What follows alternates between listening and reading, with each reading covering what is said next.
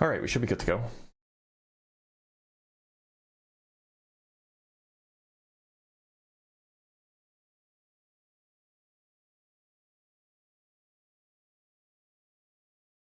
Howdy, howdy, everybody. Hope everybody's having a good day. Good day.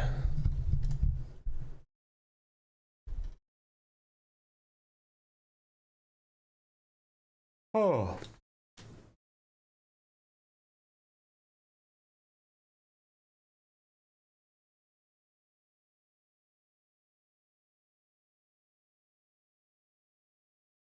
What's today? Today is the 14th.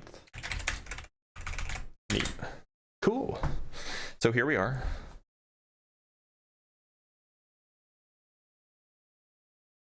What? Go away. View? If I click view, does it go away? It doesn't go away. That's annoying.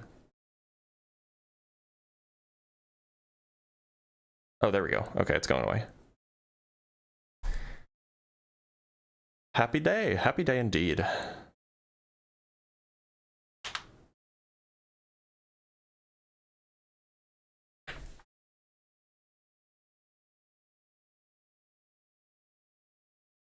Oh. Oh. Mm.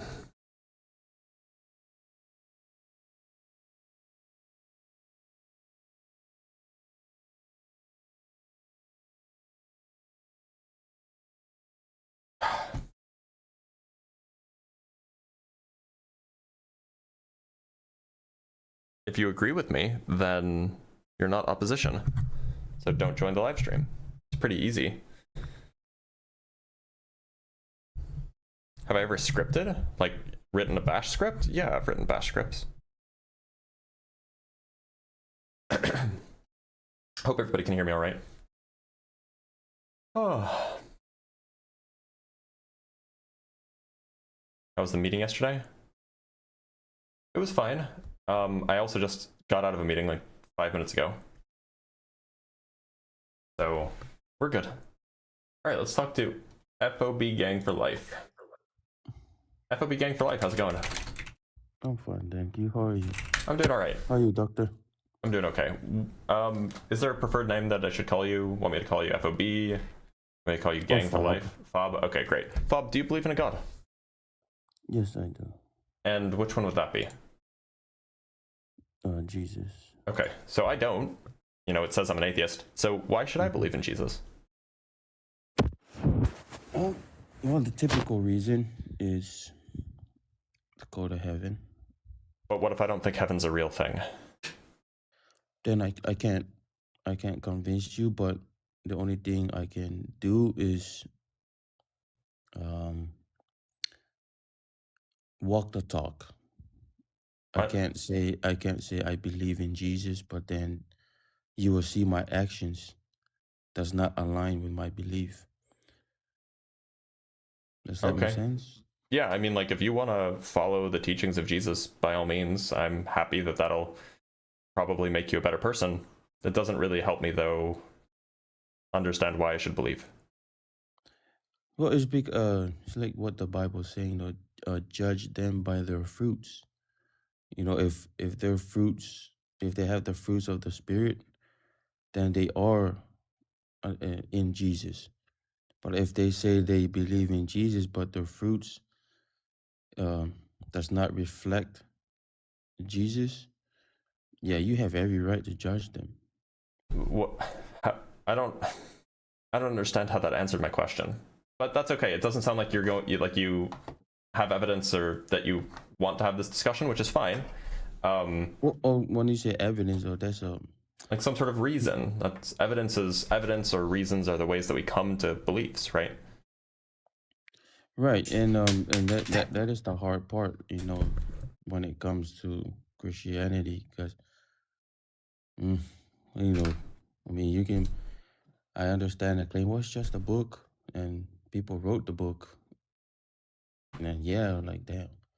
But if the book, I mean, there are other books, right? Not just the Bible.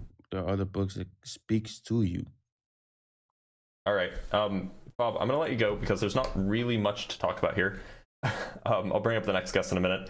If you guys saw me swear just now, I was fiddling with my pen and I broke the little bit off that, like, I was bending it and it broke. Hence why that happened. We just got a new member on YouTube. Thank you for becoming a member, Timo. I appreciate you. Welcome, welcome, welcome. All right, let's bring up Not Jay. Not Jay, how's it going? Pretty good, Dr. Blitz. How are you doing? I'm doing okay. Not Jay, do you believe in a god?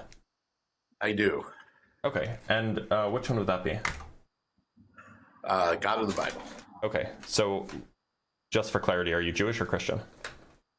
Christian. Okay, so look, I don't believe in that god. I don't believe in any of the gods, but specifically that one. So why should I believe in that one?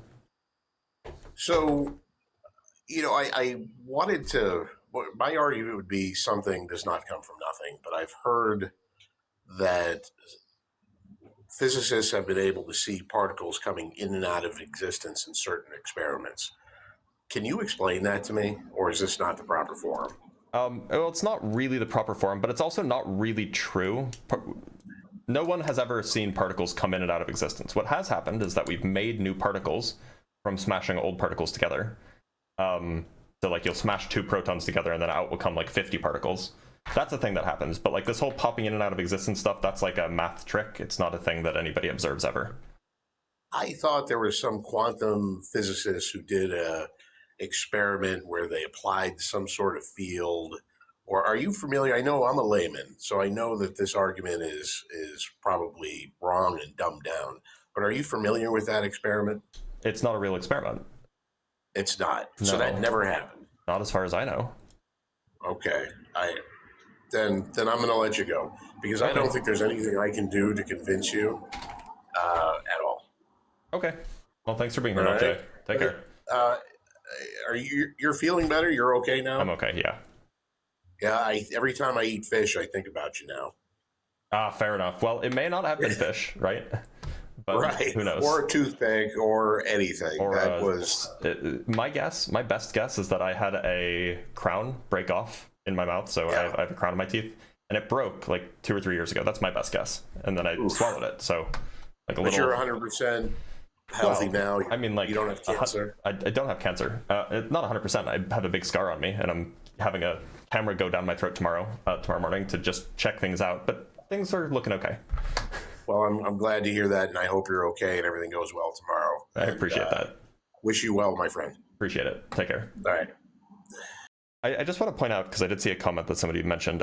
Somebody said, what did they say? I love your debunking videos, but this is kind of weird. It's like you're trying to convince yourself. Yeah, I'm asking people to convince me, because if it's true, I want to know. That's the whole point. All right, let's talk to Larry.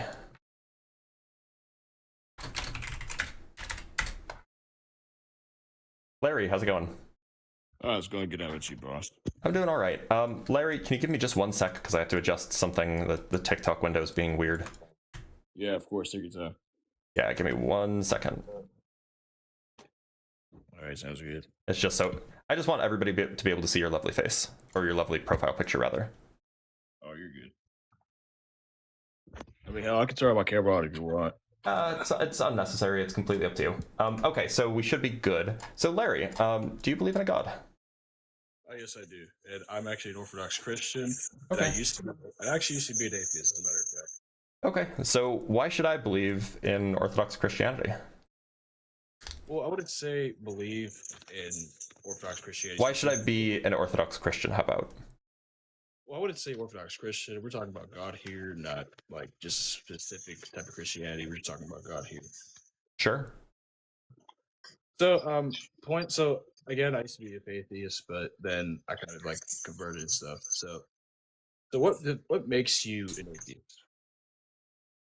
An atheist specifically about which one? Because, you know, there are different reasons why I'm an atheist about different kinds of gods, right? If you ask me why I'm an atheist towards the Greek gods, I'll be like, well, you know, people have been on top of Mount Olympus, and and Zeus isn't up there, right? If you ask me why I'm an atheist towards, I don't know, Ra, it's because, or Helios, it's because we know what the sun is, and it's not a fireball being pulled by a chariot, right?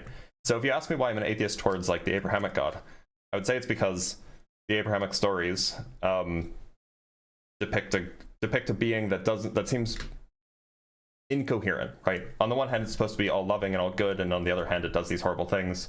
On the one hand, it seems to have caused these great calamities. On the other hand, we have no evidence that these great calamities ever happened. In fact, the stories that we see, the scripture that we read, it just seems like it's compatible with the kind of mythology that early Iron Age people would be telling to explain why they exist as a nation. You know, if we're talking about the Israelites, you know, these kind of nation building stories, it seems compatible with that. So it just seems kind of mythological, I guess. Right, I completely understand that. I think that's the same point as you. So let's break it down a little bit. So first off, so your first point was, if God is, you know, all good and stuff, why does he like allow bad stuff to happen in the world? No, it's specifically about like, why does God order these horrible things in the Hebrew Bible? Could you pull up some? Yeah, 1 Samuel 15 is the go-to. All right, I'll be searching. This is the one about destroying the Amalekites. In case you know the story. Right, could you describe? Yeah. So Samuel, who is a prophet, right? Also, who I'm named after, by the way. Samuel says to Saul, "I am the one the Lord sent to anoint you king over his people, Israel, so listen now to the message from the Lord. This is what the Lord Almighty says. I will punish the Amalekites for what they did to Israel when they waylaid them as they came up from Israel. Now go, attack the Amalekites and totally destroy all that belongs to them. Do not spare them. Put to death men and women, children and infants, cattle and sheep, camels and donkeys." So if you believe that Samuel was indeed a prophet, speaking or with God speaking through him, then this would be an example of God ordering genocide. Right, but you also have to understand what those people did. What did the infants and children do? Well, we're defining the people here. I mean, we were defining the people here. Like, what did they do? Well, so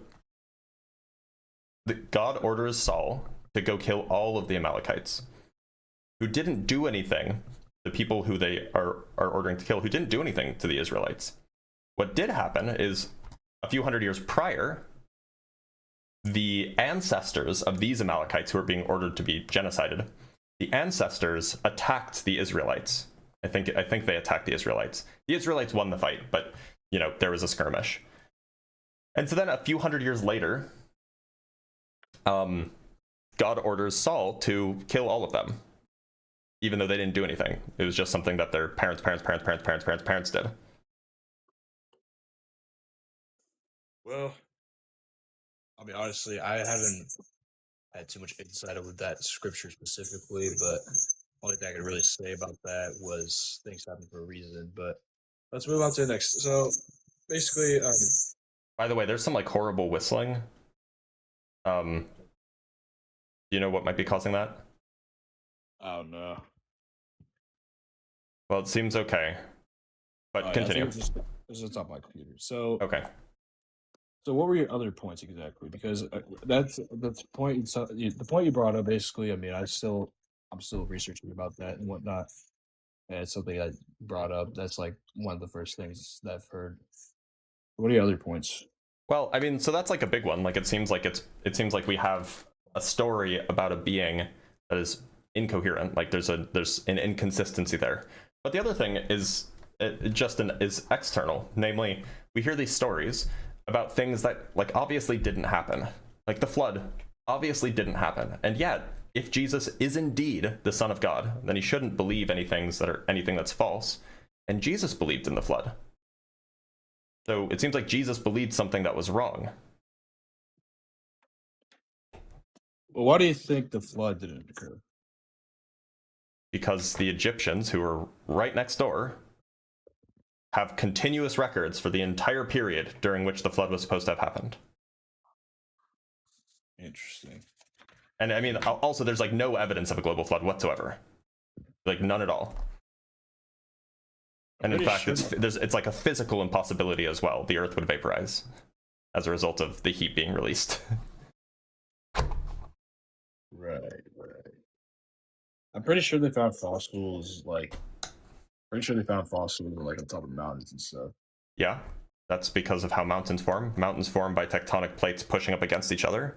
And so if those tectonic plates were at the base of the ocean, and then they pushed up against each other and rose out of the ocean, this is how the Himalayas formed, then you would have the fossils that used to be at the base of the ocean now on top of the mountain. Well, But importantly, what we don't see is we don't see all of the animals being dead all of a sudden 4,000 years ago. right. One of the comments actually brought up a good point. There's actually a good point in the comments and stuff. They said that the whole world didn't get flooded, maybe one portion. Well, that's why I brought up Egypt. So Egypt was right next to the land of Israel. They literally border each other. And Egypt records no flood. None whatsoever. Right. So the flood may have occurred probably like in a certain area, like wherever, like.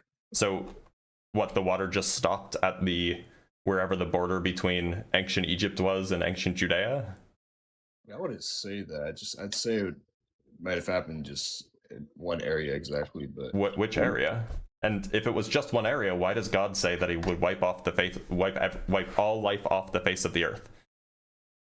you also gotta understand too, the Bible.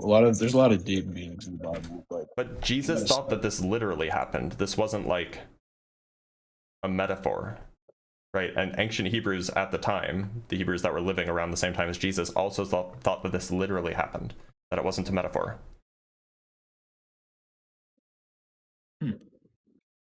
Interesting. And we know that they thought that it was a metaphor, because if you go look at the Talmud, which was written around the same period, there is a particular section where they're arguing about whether the global flood covered even the land of Israel. That's what they called it, the land of Israel, because the land of Israel was a holy land, and so maybe that land specifically was exempt. It would have been the only exempt place because it was the only holy place in their view, right? Right. So they thought it was a real thing. Right. So it just seems like that Or how about this? Jesus would have thought it was a real thing too. In fact, we have verses of him talking about the flood in the Christian Bible. Right, so let's scratch the the flood stuff about like God ordering the massacre, whatever. Let's focus on little simpler things again. I mean, I'm still studying about this stuff. I mean, I recently converted to Christianity and stuff, and there's still a lot of stuff that I need to gain knowledge on. But let's simplify this conversation a little bit. So, what's a good simple topic for you to deny God? You asked me what the reasons are why I don't think the God that you believe in is real. I gave you them, and now you want to say, okay, but aside from those things, well, those are the reasons. Well, again, I just said that I'm still studying about that stuff. So then I don't know what else you want me to tell you. Those are the reasons. Is that all the reasons? Those are the reasons why I don't believe in the Christian God, yeah. Because the Christian stories are obviously myths. They didn't happen. And the God depicted by the Christian stories is internally inconsistent. Right.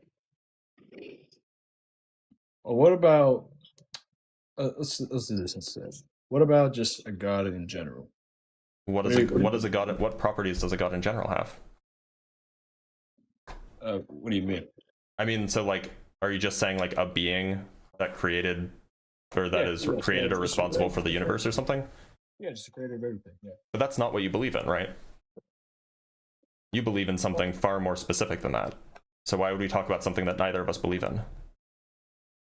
I mean, I do believe there's a God, right? Right, but the God that you believe in is not just like some, absentee father that just created the universe and then fucked off. You believe in something very specific. Oh, sorry, I wasn't paying attention. Say what? You believe in something very specific. You don't believe in just a generic God. Again, I'm still studying about this. But then why do you Essentially- believe in? So look, if you want to talk about a generic God, we can. But my question is, you came on and said that you were an Orthodox Christian, right? So like, presumably, you think that that's true. So I would like to know why you think that that specifically is true, not just why you think that a God general exists, like a general God exists, because that's not what you believe in. It's not what I believe in. I'm curious, like, how did you come to Orthodox Christianity if you don't have any reasons to believe in something other than it's perhaps a generic God? Well, I can give you a couple reasons, as a matter of fact. So, obviously, a lot of my family's Orthodox Christian. That's one. Sure. Two, I think it makes more sense, right? Which part Well- makes more sense? Well, first, when it comes to the Orthodox Christians, you have the icons, you have the saints, and obviously the stories of the Bible. There's a lot of stories in the Bible that kind of point to just God's existence and stuff. I mean, sure, like the massacres or like a lot of the stories and stuff, but there's a lot of stuff that kind of points to God's existence and stuff. But my general belief, I mean, obviously, I view myself as an Orthodox Christian because of my background, and also just because of the history behind it, but also mainly I view that there's a general God and stuff. Okay, I mean, I guess we can talk about the general God stuff if you want. It's just a little puzzling to me because, like, you said about the stories in the Bible, but it just sounded like you weren't familiar with the stories in the Bible when I brought up a very famous one. Yeah, again, I'm still studying the Bible, so I mean, That's fair. And I guess Orthodox Christians are not sola scriptura, right? So yeah, I mean, you guys have compared to, patristic tradition and all of that. yeah, compared to like different, I mean, compared to different forms of Christianity, I'd say it's like, I would say it's just different in its own way, and I feel like it's in a better way and stuff. Like you said, the procedures and whatnot, and I feel like it kind of like grows the faith. It's hard to explain. It's something that it's something you just gotta understand. But I mean, it takes time. But let's shift to the general God. Okay, so why should I believe in a general God? Right. So, what are your reasons for a general God not existing? Well, it's more that I haven't been given good reasons to think that it does exist. Give me a few examples. A few examples of reasons I haven't been given. Well, I want like what are the good reasons they haven't been given, for example? How could I know them if I haven't been given them? Well, let's use common sense here real quick. So let's say you have a house, right? A house on a field or whatever, or Mhm. you have a painting in your house. Do you think the house or the painting came from nothing? Did you just like snap into place like that? No, I know what paintings are. Paintings are produced by artists. Yes. So And buildings, I have buildings a, are built for buildings. I have background information about what a painting is. So when I look at a painting, I'm like, I can go look at the bottom right hand corner, and there will be a little signature there, and it'll tell me who painted it. Yeah, of course. So I know stuff I- about paintings, so I can conclude what the origins of the paintings were because I have a background information. Right, so we're getting somewhere. Mm-hmm. Right, so here, let me turn on my camera for this. Please be wearing a shirt. Oh no, trust me, I am. All right, so let's say this. So, first off, yeah, I already drew this a while ago, but Your camera's All right, not on, first by the up- way. oh, it's not. Oh shit. Oh, there we go. All right, so yeah, obviously I'm wearing full clothes, but let me chief my vape quick. All right. What am I looking at? Oh, okay. Sorry. So here I drew a little pyramid right here. Right. This is kind of what represents my faith a little bit in general God, for example. So first off, we have a builder right here, and then we have a painter, and they have their creation right here, Mm-hmm. right? Which is a painting and a house, right? Yep. Now, where do those builders or painters come from? They come from their parents. Yeah, right. So they have the parents, and where do the parents come from? Their parents. Right. And where do the parents come from their parents? I mean, it keeps going all the way back until there are no more parents. Right. And so eventually we got to cave it into a triangle, basically, right? And what do you think comes like Well, before I see- I parents, think- there was asexual reproduction. asexual reproduction, right? Yeah. What comes before asexual reproduction? The origins of life. Call it abiogenesis, perhaps? And now, where did the whatever you just said come from? Where did the abiogenesis come from? It's abiogenesis is a process. It's not really an object that comes from something. Right. So here's the thing that troubles the situation. How did all the reactions, the symbiotic, whatever, how did it come from nothing though? Who Explain said that. it came from nothing? Well, like you said, with your faith, with your belief in atheism, that there's no God. Belief in atheism. Okay. Sorry, continue. Yeah, I apologize for that. But so you said when it comes to your view of atheism, you say that nothing. Well, I mean, I'm not sure exactly what your exact views are, but So rather than saying anything, you could just ask. right. So what are your main beliefs in atheism? I know you don't believe in God, but what do you believe in exactly? When it comes to I have lots of beliefs about lots of things. I think that, Indonesia is probably too harsh on their criminals. I think that there's a black hole at the center of the Milky Way. I think that generally left-wing politics is preferable to right-wing politics. I think that king crabs are cool animals. I have lots of beliefs. Is there something specific that you want me to tell you the belief about? Yes, it's this conversation about the belief in God. I mean, you said. Oh, I don't have a belief in God, so there's not really a belief that I can tell you. Yeah, well, I wouldn't say belief in God. What tells you that we have no God? What tells me that there is no God? Well, I form beliefs based off of evidence and arguments that have been presented. When those evidence and arguments are convincing, I form a belief about them. If those evidence and arguments have not been convincing, I do not form a belief about them. Right. So I am an atheist because I have not been given convincing evidence and arguments for the existence of a God. Right. But don't you think that? I mean, do you think something comes from something? Do you think nothing comes from nothing? Do I think nothing comes from nothing? I don't think that nothing exists or ever has existed. Then how does that make sense though? Well, the same way you don't think nothing ever existed. Well, there definitely has to be something, for something to happen.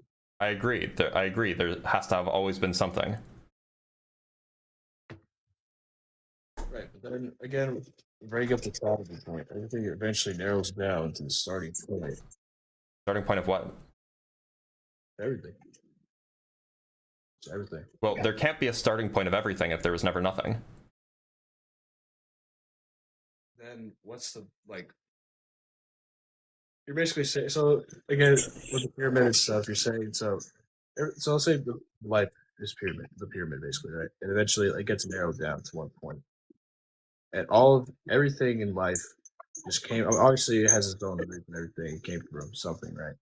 But then we have the starting point. You're saying that I'm saying that look, you and I both agree that there is there was never nothing, right? We both agree on this. You think that God always existed, for example. So we both agree that there is never nothing.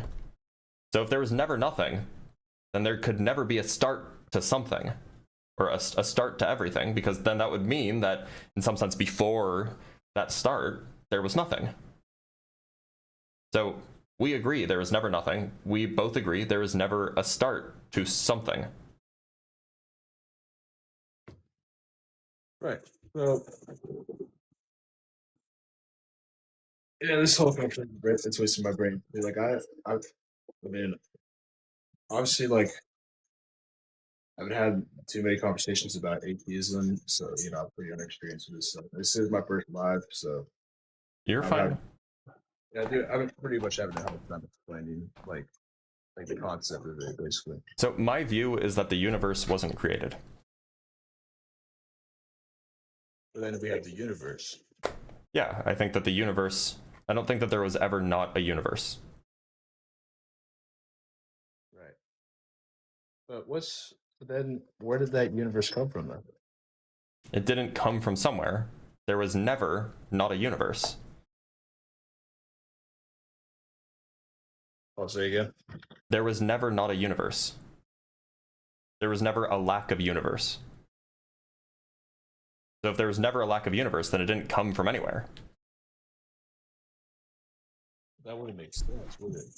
Well, you tell me. Where did God come from? So it was there. Well, there you go. Here's something to understand too, like we have our framework, which is called life, basically. We have different dimensions and stuff. Wait, we have time. We perceive time as a beginning to end. Right? Well, I don't know if time had a beginning or an end, or if it will have an end. Well, in our framework, basically. And Sure. The way we see things, we have beginning and end. Would you agree with that? Yeah, I mean, like colloquially, sure. How we kind of live.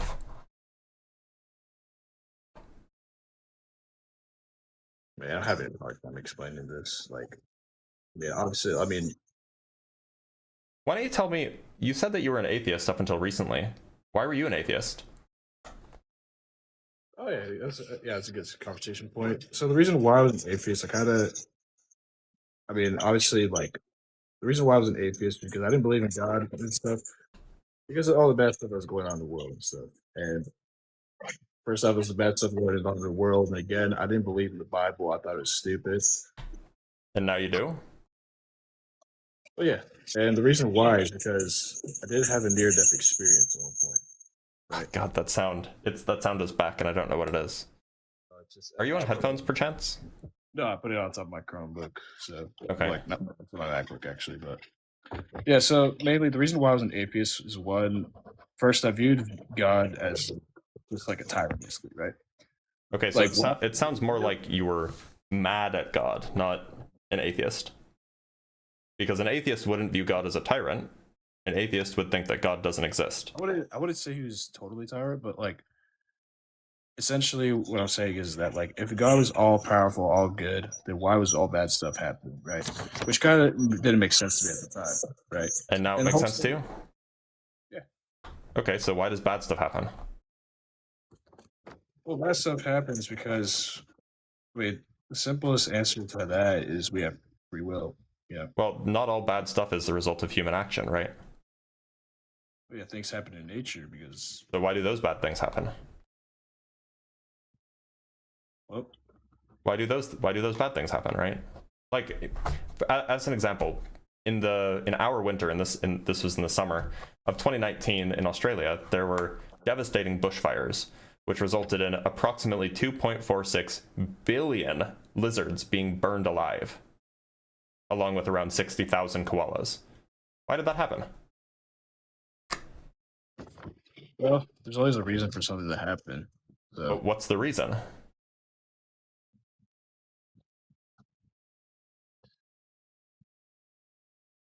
yeah, man, I'm not ready for this conversation. Like again, I'm still studying about a lot of this stuff, but I mean, yeah, it's like I mean, I obviously have reasons and stuff, and there's still some stuff that I'm learning about, you know. Well, the only reason I ask is because it sounds like you used to think that it was crazy that bad things happened, even though there was an all-powerful God that loved us and knew about everything. And then it sounds like you came up with the solution so that it now makes sense how you can have an all-powerful God that loves us and still allows for bad things to happen. So I'm just hoping for the explanation for, how could an all-good, all-knowing, all-powerful God that loves us, how could that God let 2.46 billion lizards burn to death?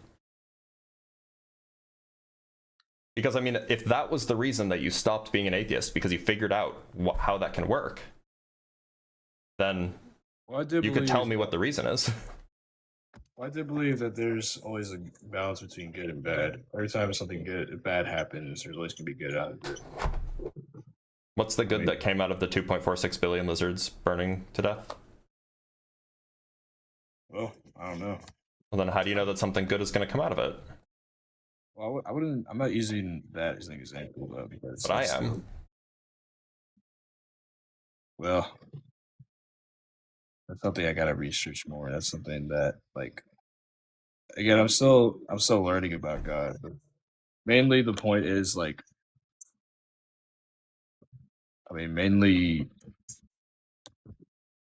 just like mainly the point, like reason, but kind of the reason why I became like, Christian and stuff. Sorry, one more time? Your audio got quiet. Yeah, I mean, part of the, I mean, with the whole conversation about like the lizards and stuff. I mean, that's still a topic that I'm still studying about. Like why stuff happens in nature and stuff, and it's still something that I can't fully fathom. But the main reason why like I just like started believing in God again is because like. I mean, obviously, so I had when I mentioned I had a near-death experience. I mean, I'm not just gonna say, oh, I met God or something, right? Like, I mean, I would say I met God, but I feel like He spoke to me and stuff. And So I wouldn't say He specifically spoke to me. I just feel like He spoke to me through different stuff. Like, I started viewing things a lot more different, look, so near-death experiences are not so uncommon. Yeah. But what do you make of the fact that the near-death experiences that are experienced are almost exclusively tuned to the culture that the person who's having the experience lives in? Like, there are cases of people who have near-death experiences who live in India, and they have Hindu-associated near-death experiences. They see Vishnu sitting on a throne, for example, or something like that. And when you go to, I don't know, the United States or the West, and somebody has a near-death experience, their near-death experiences are often laden with Christian imagery. And if you go to the Middle East, where there's a large population of Muslims, their near-death imagery is often Islamic in nature. Doesn't that seem like a little bit too much of a coincidence to suggest that the near-death experiences are actually associated with something real rather than something cultural? It could be a little bit of both. Do you think that if you were born in India, that your near-death experience still would have been hinged with Christian culture?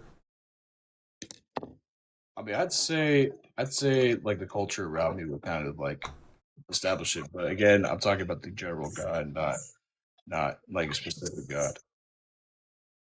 But the near-death experience then shouldn't have gotten you to Christianity. Well, again, it's something that I started, kind of putting myself into, I mean, like my faith started out with the general God, and then eventually, because of my family, because just my reasons, got turned into Orthodox Christianity and stuff. And what were okay, actually, we've already been over that. Look, Larry, I think that this is probably as good a place to stop as any. Do you want to call it here? Let's say good. This is as good a place to call it as any. Do you want to call it here? Because I think that we've kind of been around, like we're about to circle. Hey, one more thing before I go. Sure. I mean, again, I'm still studying about a lot of this stuff. I'm still learning, and obviously, I'm not used to debates. And obviously, I mean, my reasoning. I mean, I do have a lot of reasons and stuff. There's just a lot of reasons that I'm still like figuring out too. And there's a lot of stuff I'm still learning about every day. Okay, that's fair. I mean, it seems like if there's still stuff to figure out, I would suggest agnosticism. That might be more up your alley. But I'm gonna let you go, Larry. Thank you so much for being here.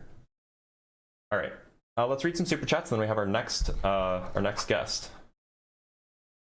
From Ordinary Heathen with the $5, always remember to ask for consent before showing your fruits to anyone. That's true. Unless they ask for your fruits, don't show them. From Tim Davidson with the $5, I believe beer is icky. Drink your $4 bread soda. My $40 foo-foo drinks look like Smurfs member and taste great. True. From Gretchen with the $5, lol, win Larry for making Blitz look confused like he's trying to figure out if he's being punked or something. It's glorious. No, stop it. We don't like this. We don't like this. From Christopher Sanford with the 20 pounds, creationists point Borguth Valenkin to say physics says time had a beginning. Given the recent survey by F Shorty, is it F Shorty? Yeah, it's F Shorty. F Shorty and Helper showing a strong consensus is not that. I'm curious how physicists view BGV in your experience. Physicists tend to view BGV as a theorem in classical GR, where I think it requires, a theorem. It's a theorem in classical GR.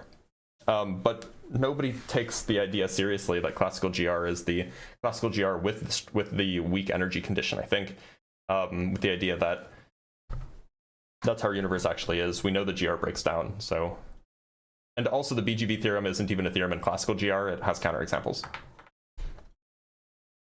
From Lucky with the $2, billions of delicious grilled lizards. No, we stan our grilled lizard friends. From Empiricist with the $2. Not even look at the trees, just look at the vibes. Sometimes you just gotta look at the vibes, though.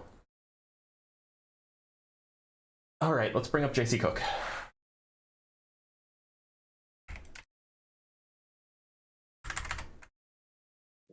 JC Cook, how's it going? Oh, it's going, brother. It's going. Glad to hear it. Cook, do you mind if I call you Cook? Yeah, that's fine. So, and you said your name was Sam, right? yeah, but you should call me Blitz. That's what everybody knows me by here. Blitz? All right. Yeah, Dr. so Blitz, that's right. So, look, I don't believe in a god. I imagine you do. Yes, sir. Which one? Well, I was introduced to God through, Jesus Christ, and I believe He died for our sins, and I do believe in those things. But the thing I wanted to ask Sorry, Cook. Are you like outside next to a wind chime? Yes, I am. Here, Could I can you go inside. slightly further away from the wind chime? Yeah, it's just kind of loud. Yeah, I see. Yeah, I can go inside. I was about to say the breeze. I'm just kind of picking up. They are nice, but they're kind of loud. You're good. Yeah, they are. All right, go ahead.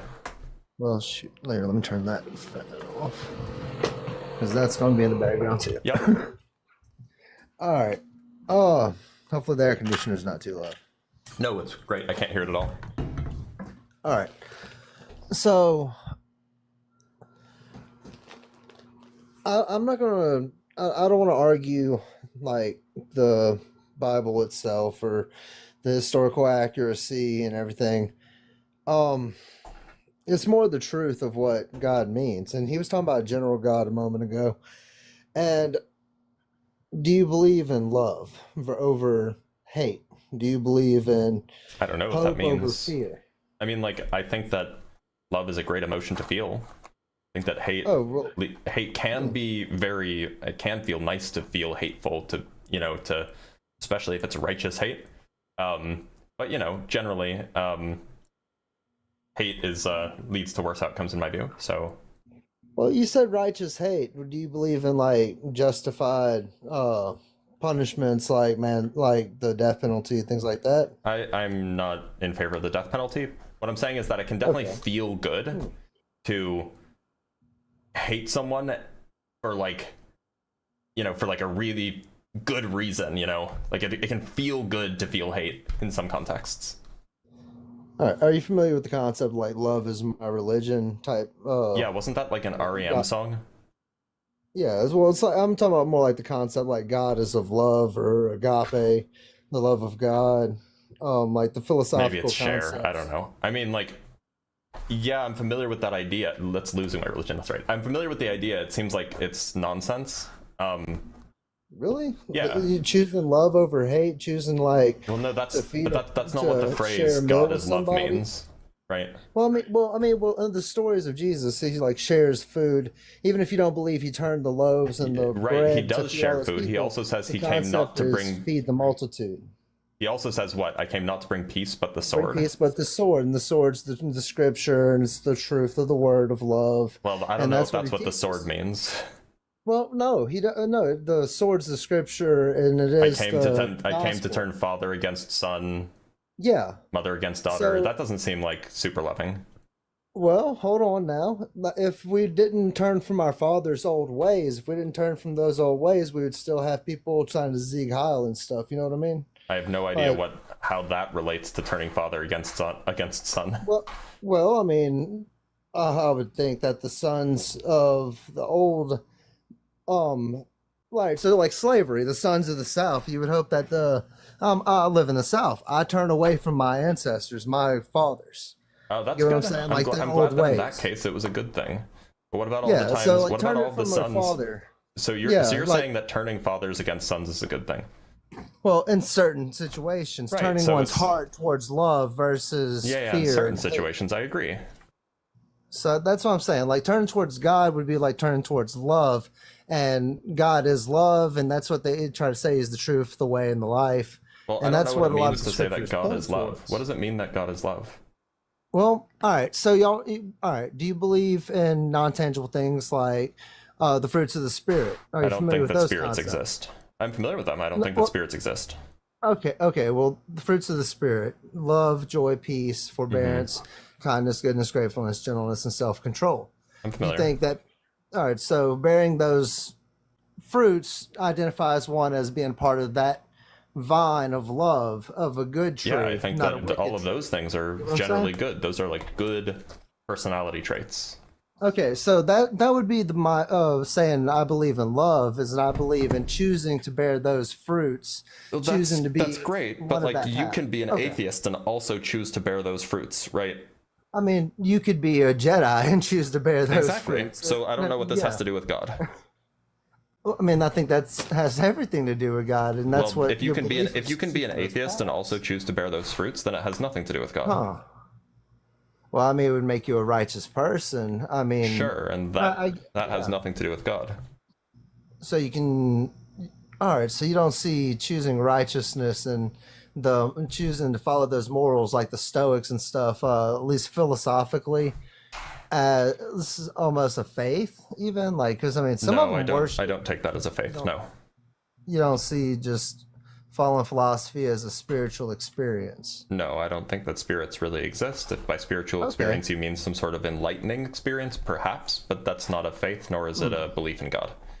You know, I'm starting to really understand why like atheists can't be Freemasons because like they have like mysteries and stuff, and they allude to moral like ethical things in their I don't want to say plays, but you know what I mean. They like whenever they do their things between their degrees, they do theatrics, and it teaches moral lessons and stuff. And I'm starting to realize how atheists couldn't do that because you'd have to at least have to connect those morals and ethics to a spiritual growth and understanding of a spiritual self. Yeah, I And don't think that the atheists, spiritual you self see- exists. So Yeah, I'm seeing that. I'm starting to understand what it means to be an atheist. Like, how can I teach you to believe in something in a spiritual side to things if you can't believe in the spirits? Like, I have to convince you spirits exist. So I'd have to like show you a spirit, or the Holy Spirit would have to come into your life, which I pray the Holy Spirit does come into your life to where you can have that experience, to where you could have that foundation of a spiritual experience. And you know, some people like that other guy, he was saying he had some kind of a what was it, psychedelic experience or something like that, or he a yeah, near, a no, near-death experience. Yeah. yeah. So a lot of people they'll do like DMT, they'll do like there's extended state DMT things where people are saying they're exploring a whole nother world and mapping it out or something with these beings. I'm like, okay, I never tried that, but So it seems like some we're a people little are saying, we're going off on a tangent here. yeah. Like, Well, I'm saying is there a just reason finding that a can you spiritual give me a side. reason as somebody who doesn't I'm believe in trying to any of this stuff why I should believe in the God that you believe in? I mean, my God is love, and I would think you should choose love over fear and Okay, hate. so when you and say your you God should is choose- love, do you yeah. believe that Jesus rose from the Yes. dead? I believe that He died for our sins so that we could have eternal life, and That that's wasn't the my true question. act of love. That wasn't Yeah. my question. I'm sorry, I misunderstood it then. It was, What was your I'm pretty sure question? it was clear English. Do you believe that Jesus rose from the dead? Yes, he Okay. he rose from the dead. Do you He believe that went- Jesus is the ascended Son of to hell, God? yeah. I believe he is. He is he is Emmanuel. He is God among us. He was Okay, the so- incarnation of God. So Yes. are you saying that Jesus is identical to God? I'm saying that he's God incarnate. Okay, and, so but, he's but separate, but yet hold equal, on. Is because God identical to love? spirits. See that'd be different aspects of God Okay, so then what do you mean when you say in God the is Trinity. love? See, that gets into this. Look, so like, so I don't want to dive into the theological stuff because if we don't have a foundational belief and well, I'm trying to talk about God as in who God's essence is love. So if we were talking about wait, hold on. When you say God is love, yes. when you say is, do you mean that is identical to, or do you mean one of God's properties is love, is like being loving, or do you mean something else? Because that's the point of confusion here. All right. I would say agape, the concept of agape, the Is love that of identical God. to God? Yes, it is God. It is the essence of God. Okay, so if that is identical to God, are you telling me that love Love, is the Father wisdom, of Jesus? truth. Well, hold on. It Yeah. can't be all of those things. Yes, it can. Love and we wisdom can are not be all those things. Love and We as wisdom are not people the same can embody thing. those things. Love and wisdom are not We the as same thing. people. Yes, it can be. We can be wise and loving people. Yes, so we can have God. multiple properties, but wisdom and love are not identical. They well, you can be loving and wise. Yes, that's true. Nobody's disagreeing with God that. is a living. You're not so, understanding. So God, oh my God. God's a living being as we are. I'm trying to understand where you're coming from, Then but stop cutting me off and let me explain. I'm sorry. I'm sorry. I don't mean to cut you off, brother. This is your life. My bad. So you said that God is identical to love, agape love, perhaps, but it's identical to it, meaning that love is God. God is love. It's not just like a property of God. It is God. And then you also said that God has these properties of wisdom, for example. But wisdom, God can't have the property of wisdom if God is identical to love, because love doesn't have the property of wisdom. Those are two distinct concepts. Do you understand my criticism? You're saying that God is identical to this thing, but God also has this different property. It can't be both. I feel it can, just as people can be both loving and wise. So can Okay, God. so He embodies people both. are not identical to love. People have a People property aren't of being identical to loving. God, but we're People have it's the characteristics, people have a yes. proper people have characteristics. Loving can be a characteristic of a person. Wise can also be another characteristic of the same person. But you're not saying love is a characteristic of God. You're saying that love is identical to God.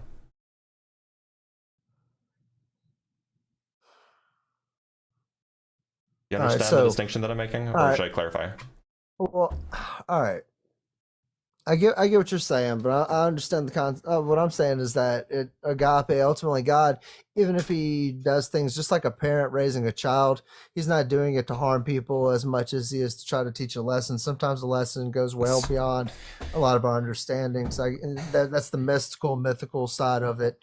And I can't argue why everything happens or doesn't happen. But that's maybe I'll ultimately, clarify because if that was intended to address my criticism, then it didn't. So I can clarify better. I'm not. All right, please. It's fine. It's fine. I don't mind. Clarify. So, look. Would you say that Superman is identical to Clark Kent? There are two aspects of his person, two different personas. Well, no, I mean, Superman is Clark Kent, right? And Clark Kent is Superman. Like they are identical. They are the same person. They're the same thing. They're just two different costumes. Two different names for the same thing, right? They're two entities. Yeah. Well, I mean, one entity, two personas. Yeah. Yeah. So they are identical to each other. Yeah, they both refer to the same thing. Samuel to your parents, but you're Dr. Blitz here. Exactly. Yeah, so they both refer to the same thing. Now, one of the features, one of the properties, characteristics of Superman is that he can, he has heat vision, right? Yeah. So, would it be true to say that Clark Kent is heat vision? It's an aspect of his right. being. It's a property. It's a characteristic, but he isn't heat vision. Heat vision is merely a characteristic of him. Right. All right. Well, I would say so. Wisdom might be a characteristic of God. Loving might be a characteristic of God, but that doesn't mean that loving is God or that wisdom is God any more than heat vision is Superman. But for me, that proves if one is of God or not of God, if they have the characteristics of the fruits of the Spirit.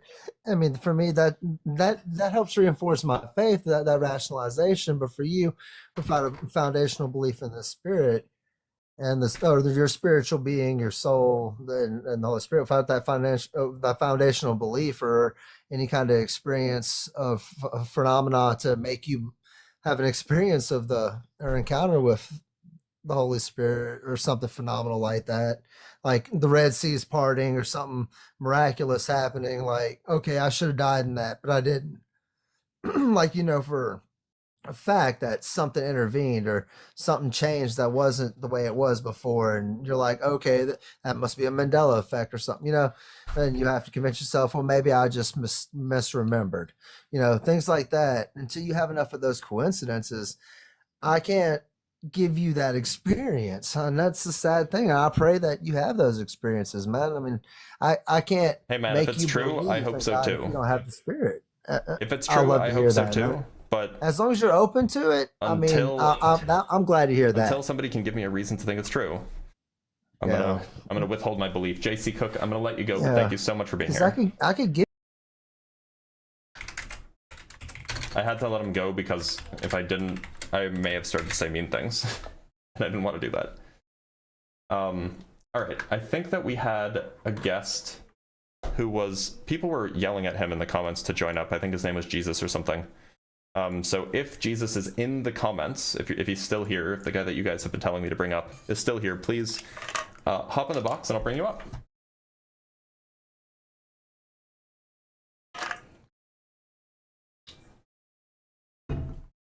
Yeah, it was like Jezu or something was their name. Oh, I don't remember what their name was. We do have some super chats though, at least one super chat.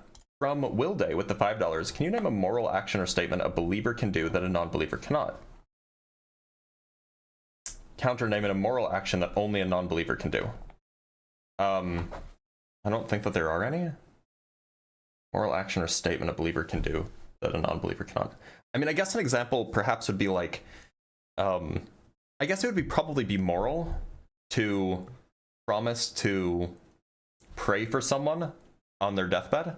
If the person that you're praying for also believes in the same religion that you have, that would be pretty moral. But like an atheist could do that, a non-believer could do that. They would just be lying to make the person feel better. But I think that is still like virtuous, reassure someone in their last moments of life. I think that that's probably a good thing. And then name it a moral action that only a non-believer can do. I don't know if there are any. And then we have from Buddy Christ with the $2. Now at least 2 super chats. Well, I appreciate that, Buddy Christ. All right, let's bring up our next guest. I meant to say an immoral action that only a believer can, an immoral action that only a believer can do. Oh, okay. How about, I would say that it's immoral to like hope that somebody, or to wish somebody goes to hell. That's pretty immoral. To like wish that upon someone, I think is probably a pretty bad thing in my view. All right, well, let's talk to Peace Be the Journey. Peace be the journey. Hey, Peace be the journey. How's it going? I'm going good, man. Glad to hear I it. am really enjoying this conversation. Before I forget, I just wanted to bring up, I have heard of near-death experiences from specifically Muslims who had some type of like hell experience where they were falling in a pit. They saw an angel, they started reciting some of the Quran, nothing happened. Anyway, they came to but there are Christianity. also plenty of near-death experiences for Muslims. Oh, right. Like And that, I mean, that have like and an also, Islamic dogma attached to them. Right. I've heard of lots of reports of also, because it's against the local law to proselytize Christianity in those countries, they'll have newspaper ads of like, have you seen the man in white? Because they're having dreams of Jesus. But anyway. Well, that's a big claim, but it's neither here nor there. So look, I don't believe in God. I imagine you do. I'm going to assume from the questions or from the statements that you just made that you actually are a Christian. So why should I be a Christian? Well, let's start with creation. What are your thoughts on chirality and irreducible complexity? Chirality? Like Chirality in like the physics sense? Right, the supposition that something is so improbable that it's impossible. That's not chirality. Chirality is being left-handed or right-handed. Well, okay. What I chirality are you referring to? This is something that's so improbable that it's impossible. Like, so minute that, like, flipping a coin, How do you a spell million that? times and they all land on heads. 'Cause I've never heard the word used in that way. But I'm I know what you mean. I'm just curious if this is like a different spelling of like a word that I'm not familiar with. I could be wrong. It's happened before. Okay. But Anyway, so I know what you're talking about. So you're saying that there are things that are so improbable that they couldn't have ever happened? Like, DNA sequencing, like, Yeah, what for about it? something to come together, perfectly, 100 times out of 100 and create, something. Well, I mean, it doesn't. Like, this is why cancer exists, right? Because it doesn't replicate itself perfectly every time. Right, mutations and stuff like that, but all, mutations take away from the genome. They don't add to something. Sure they can. For example, if you have a duplication event where a gene is duplicated, then you have now 2 genes where there used to be 1. Right, but all mutations cause something to be like eradicated. They're never like. I just gave you an example of a kind of mutation, which is a duplication that I'm sorry. adds genetic information rather than takes it away. So what would be something that we have seen or observed in recent history where a mutation has added and caused a benefit? Any time that you have a duplication event. Well, Okay, so an example would be the single gene for sickle cell anemia. Turns out if you have one copy of this gene rather than both copies of this gene, then you actually have improved resistance to malaria, which is neat. Okay. All right. It's definitely a positive. I'll try to stay out of the weeds and stuff like that, just for the wider audience thing. Okay, let's put it into smaller terms. Okay, so if you have a Toyota Corolla, and you have every part for this car, and you put them in a box and you mix them up for 1,000,000 years, will that create a Toyota Corolla? It depends on how long. I mean, if 1,000,000 years, probably not, would be my guess. Okay, 1,000,000,000 years. A billion years. Well, yeah, eventually, yeah. As long as you accept point Gray recurrence, which is a theorem in statistical mechanics, then yeah, that will happen eventually. Has it ever been observed? No, probably not. But Okay, also, we've only been around for a few thousand years, so like, of course, we're just not going to observe these things that are extremely unlikely. Right. Okay. So just sticking to the things that we can observe, we've never observed abiogenesis. We've also never observed God. Right. We have not observed God, but we have observed. Okay. I mean, I guess I needed to clarify a question. Like, you don't believe in a particular God, but do you believe in creative intelligence or design? No. Okay. So, in fact, we've never observed creative intelligence design of a universe before. But we observe it every day in us. What do you mean? We're Like, talking about the universe, not us. Well, I mean, saying like, if it exists on a small scale because of irreducible complexity, then Well, we it can would talk about exist on a irreducible larger scale, complexity, right? but no, that's not how it works. Otherwise, you would have to accept that rare things can happen on a large scale too. Like, what we have seen is we have seen slightly rare things happen. And so by your reasoning, we could then infer that, well, then the even rarer things could happen. But that's not good reasoning, right? Okay. Let me try to approach this from a different point.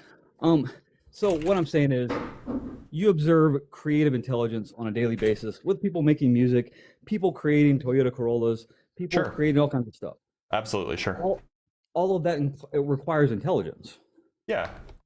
Well, I mean, So- arguably, I don't know, man. I don't know if the designer of like the Hummer required intelligence, but that's neither here nor there. Some people have, really good tangents on making bad stuff. But anyway, yes, you're right.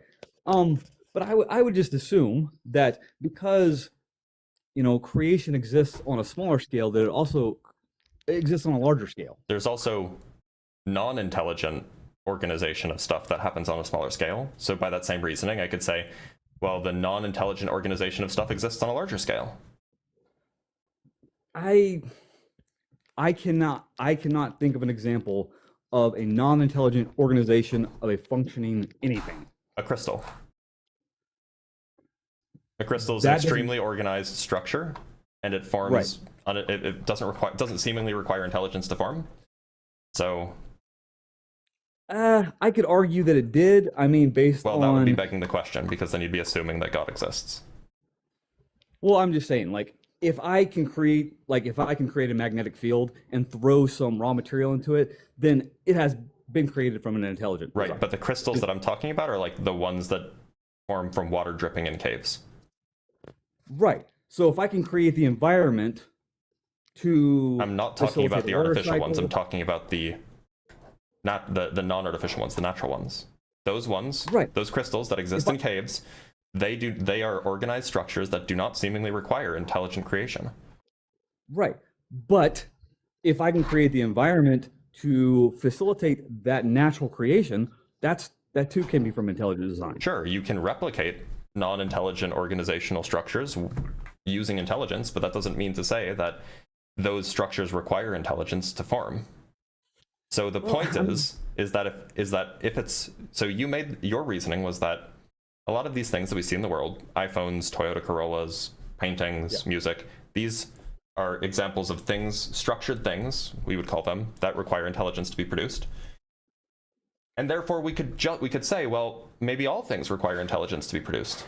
But then I say, well, look, we have these organized structures that don't require intelligence to be produced, crystals formed by dripping water in caves. Therefore, all things don't require intelligence to be produced. See how I used the same line of reasoning and came to the opposite conclusion? Right, but you're also presupposing that you can detect the intelligent design. Look, so you can say that, oh, well, maybe they were intelligently designed, but that's just begging the question. Right, the point is that we're looking at like whether or not the immediate cause of the origin of the object, like the immediate cause of the painting, is that a painter drew on the canvas or painted on the canvas, right? That's the immediate cause. The immediate cause, and so we have the immediate cause in that case is some intelligent thing. The immediate cause of the Toyota Corolla is, a machine, and the immediate cause of the machine is like a person who built the machine, right? Because we don't assemble cars by hand anymore. And same with songs, like the immediate cause is like a musician playing a musical instrument. The immediate cause of the crystals forming in a cave is water dripping.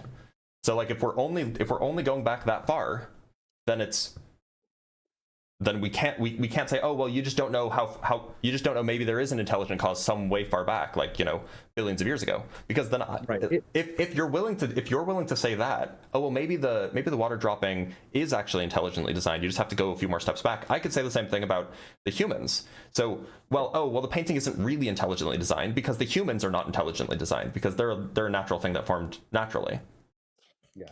And I can see the argument, because both things are predicated on observation. And since you can observe, how the magnetic field was created, in my personal opinion, evolution is kind of more like a belief than it is a science, because it is a belief, but it's also backed by, beliefs are just like all knowledge is a type of belief, but like it's obviously a belief. It's a stance towards something. But it's also backed up by like an extraordinary amount of evidence, scientific evidence. Yeah, but it's anyway, that's probably a separate argument, but it's every person who is taught evolution is taught that it's right. It is right. To start. Well, that's what I'm saying. It's been observed. This is like observationally just the case. We can observe evolution in the laboratory. You've never been a billion years old. You didn't observe it. You don't need to be a billion years old to see evolution happen in a laboratory. You have not observed any type of missing link or anything like that. No, none of us have. What do you wait? So what do you think finding the dead body of a missing link is? Okay, so it's like I'm gonna find this crab. Wait, he's gonna do the thing in a layer of rock, and I'm gonna say the rock is 1 million years old because of the fossil I found in it. The circular reasoning. No, we use radiometric dating to figure out the ages of things, to give an absolute age of things. Right. And that is also observing that this radiometric dating, the carbon dating has always produced. Not talking about carbon dating. I know. What I'm saying, you're saying that the half-life of whatever, like polonium-213, always was the same. Yep, that's what the laws of physics say. But in order to even have the Big Bang, the laws of the physics wouldn't be the same. That doesn't follow. In order to have the creation of the Big Bang, you had to have non-physics situations from the very beginning. That's not true at all. Why would you think that you need non-physics to explain why the Big Bang happened? What I mean to say is that the physics that happened during the Big Bang can't ever happen again. They were like something, that we can observe today. Why do you think that? Where is that, like, on what are you grounding that claim?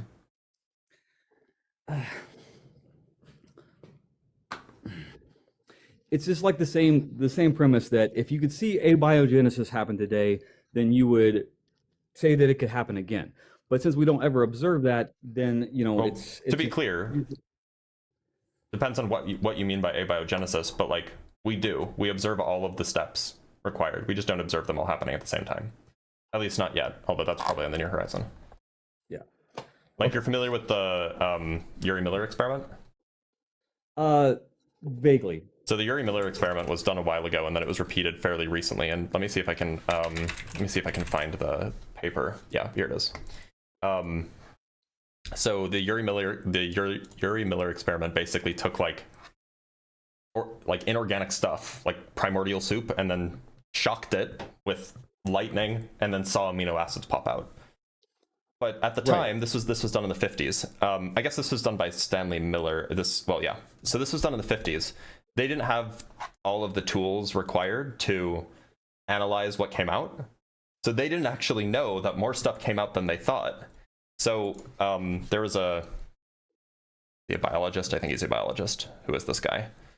He's a geologist, rather. So this was a few years ago? 2 years ago? Where they basically repeated this experiment where they took primordial goo, shocked it with lightning, and they saw amino acids pop out. So it was a mixture of water, methane, nitrogen, and ammonia, and then they shocked it. So they saw amino acids pop out. They also saw protocells pop out. So like this is just a thing that we've seen in a laboratory. Right. And I mean, irreducible complexity states that, you can't have, like an organelle exist outside the body. Can you give me an example of something irreducibly complex? Mitochondria. Mitochondria were just another bacteria that got absorbed. But I'm saying, like, they had to They exist have their own on DNA. Yeah, they existed separately from the cells before mitochondria got absorbed into the cells. But what I'm saying is, like, mitochondria, ribosomes, like, they have to exist by themselves, not in and not function. Why? Why can't those? So I mean, mitochondria is a bad example because mitochondria almost certainly was an independent organism before it became a symbiotic part of animal cells. But why can't these other organelles evolve? Well, what I'm saying is, like, you don't ever observe a ribosome by itself on a table that is surviving. Why do you need to? Why would that be expected if evolution was true? Because it goes from smallest to largest. It goes from less complex to more complex. Smallest to largest doesn't mean those aren't the same things. Smallest doesn't mean least complex. Okay, I'm sorry. Let me look that right. Yeah, you'd go from least complex to more complex. So you would have to have a whole field of ribosomes sitting on a table, existing normally all by themselves, and then at some point in the future, they assemble themselves together into a functional organelle. Well, right? No, that's not what needs to happen, right? You don't need to have ribosomes existing separately on their own in order to have, like, and then have them, like, I don't know, like, assimilated. Or that's just not what's necessary in order to form a functioning cell. You would have to have each part be able to exist on its own. That's the fallacy of irreducible complexity. Wait. Why do you need to have each part be able to exist on its own? The point is that these are things that could, like, current cells require ribosomes, right? It's not clear to me that all cells throughout all of history requires a ribosome, right? So you could have cells that existed before ribosomes existed, and then the ribosomes are an evolutionary feature that develop over time. Right, but that's getting back to the argument, like, we just have to go back further, but we don't observe it now. Are you saying that we don't observe cells without don't- ribosomes now? Yeah, yeah. What I'm just trying to say is that we don't observe the individual components of organelles existing outside of a cell. They have to like all be there at the same time. You would never all expect function- them to exist outside of a cell. That's not part of the, it's not part of the evolutionary, or that's not part of the abiogenesis story, right? So like, I mean, you're arguing against the straw man here. I know. I'm just trying to say like the individual parts don't exist on their own. So Okay, you have that's to not have that's some, not required. You don't need the individual parts to exist on their own for like ribosomes for ribosomes to find themselves in cells. what I'm trying to say is this. Okay, to put it into a more layman's term, you have to have a functioning alternator all by itself before you put it into a car and it makes electricity. Sure. You can't. Or Yeah, living so in a organisms are sense- not cars.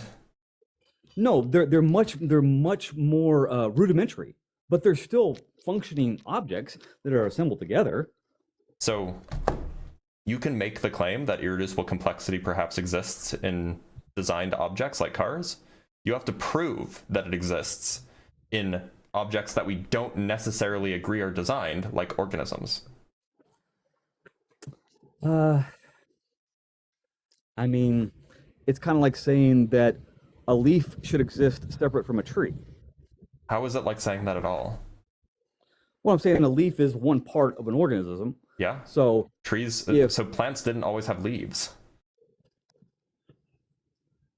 okay, so you're saying Leaves that evolved. they grew, right? All right, so you're saying they grew some other way besides photosynthesis? I mean, maybe Photosynthesis chemi- doesn't require leaves. For example, cacti Right. do I'm just photosynthesis saying, like, and they don't have leaves.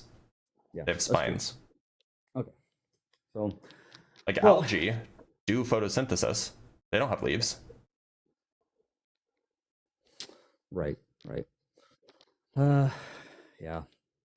Well, I mean, the long story short is that I personally, getting back to the scripture part of it, I can't convince you that there is a God because it's actually not my thing that does it.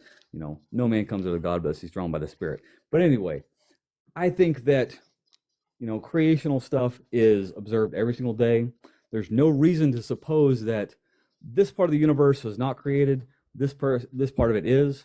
I mean, You're right. There's no reason to suppose any of it was created. well, I mean, that would be like saying, oh, this, you know, a filing cabinet, it wasn't created. It just appeared Well, it by was itself. created by something itself that wasn't created. That's no problem, surely. I mean, For example, you think that the universe was created by something that wasn't created. well, I mean, I actually have some way more out there opinions about universe creation and stuff like that. I mean, we're also observing this whole thing from the point of our own time, you know, 4 dimensions, something like that. So if someone created time, that means that, you know, we'd be even outside of their area of observation, you know, 5-dimensional being, whatever you want to say. But I'll try to stay out of that. It's just anything that's more complex should require more intelligence. Okay. My do eye you- is much more intelligence so than a coral. do you think that God is complex? Yeah, I mean, God is I would think so if God is complex, then it requires something even more intelligent to create God. Oh. It sounds like what you're saying. Right. I mean, it's possible. I mean, Well, if that's true, then Christianity is false. well, I mean, just because something's possible doesn't mean it's probable, right? Well, look, so then is it possible that a complex thing requires something more intelligence? Perhaps. Is it probable that something complex requires something more intelligent? Not necessarily. I mean, it's logical to me, you know? I mean, I am a complex organization with trillions of parts, Mhm. you know? You are So- the end result, you are one of the end results anyway, of 3.5 billion years of evolution. Of course you're going to be more complicated than the first thing that crawled, this is of course a metaphor, crawled out of the primordial soup. But I mean, yet we create, you know, microcomputers in the last 50 years with millions of parts. We have big brains. We got them big brains. Yeah. Well, I appreciate the conversation, man. I really All do. right, take care. Okay.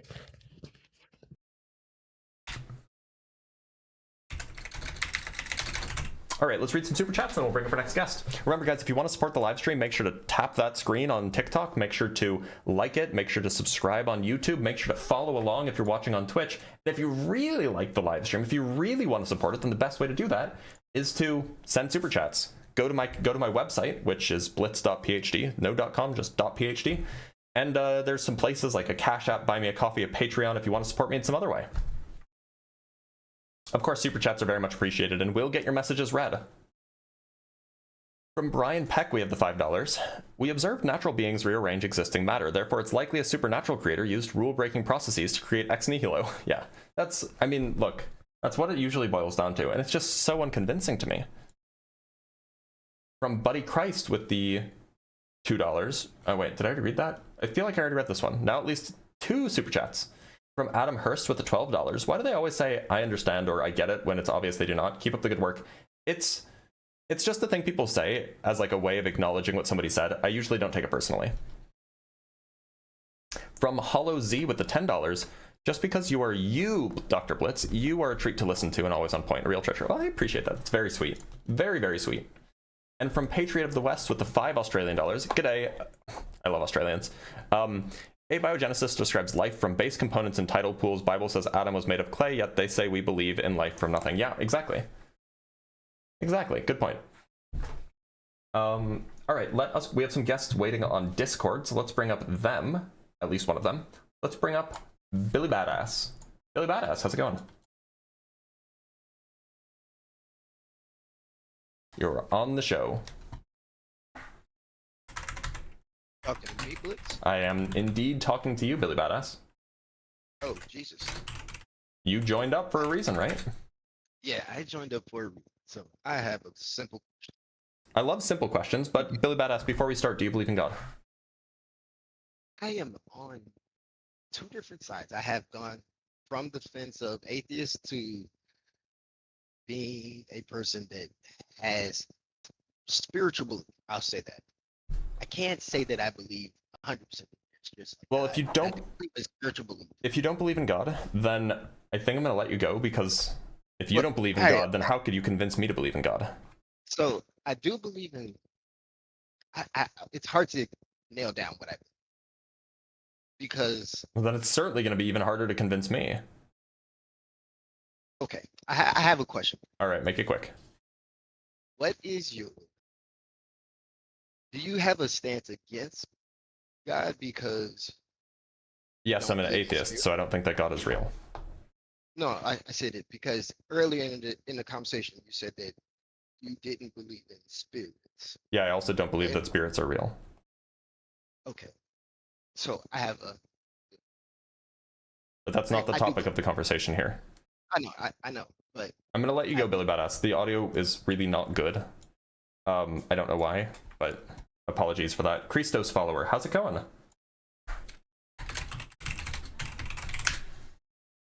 Christos follower, you are currently on the show. You are muted though, so you have to unmute yourself. Welcome. Well, hello. Oh, I can hear myself in the background. Can you mute the live stream and just listen to me through Discord? Yeah, it's muted. Okay, great. So Christos follower, I'm going to take it from your name that you are Buddhist. Buddhist? Yeah. No. Ah, rats. I thought I would get it right this time. So, which god do you believe in? I believe in the triune God called Yahweh. Okay, why should I believe in that god? Well, there's many reasons to believe in him. First of all, also, pardon my English, I'm not an American native. I don't speak English too much, so that's fine. Forgive me for that. Yeah. So, you know the story of Jesus Christ, obviously, right? Yep. Yeah. So for me, that's the biggest reason to believe in God. Which story specifically? Are we talking about the nativity story where he was born in the reign of Herod, but also born 10 years later when, I forget his name, some guy was governor of Syria? Which story are we talking about? Well, I'm talking about the story of the Bible where Christ was born. But when was he born? During Herod's time. Huh? Oh, but what about Christ being born, or Jesus being born Let me pull up the actual person's name. Quirinius. What about when Luke says that he was born while Quirinius was governor of Syria? Quirinius. Oh, hold Yeah, on. that's in Luke 2. Let me pull that up. Because he wasn't governor of Syria until, what, 6 AD? Okay. Which would have been after Herod was already no longer king, right? Yeah. Well, this could be like after Jesus returned from Egypt. No, but that was when he was After born. fleeing- He was born when was born. Quirinius was the legate, the governor of Syria, right? Mhm. So it seems like there's something a little bit fishy here. I see. So which one are we talking about? Are we talking about the first Jesus or the second Jesus? the second Jesus, I mean, there's only one. Well, but there's two Only birth one. stories, so it can't be both. I mean, well, your point is crazy. It's quite interesting. Could you give me like a little moment so I can read through what you just Yeah. showed me in Luke 2? Yep. Okay, give me a second. Bro.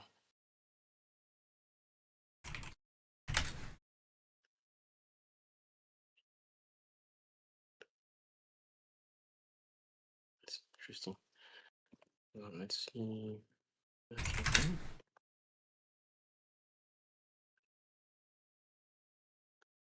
So I guess Herod died about sometime between 6 or 7 and 9 years before Quirinius was governor. Hold on. Hold on. So I'll put Herod the Great. I can pull this up and I can show you. Mm.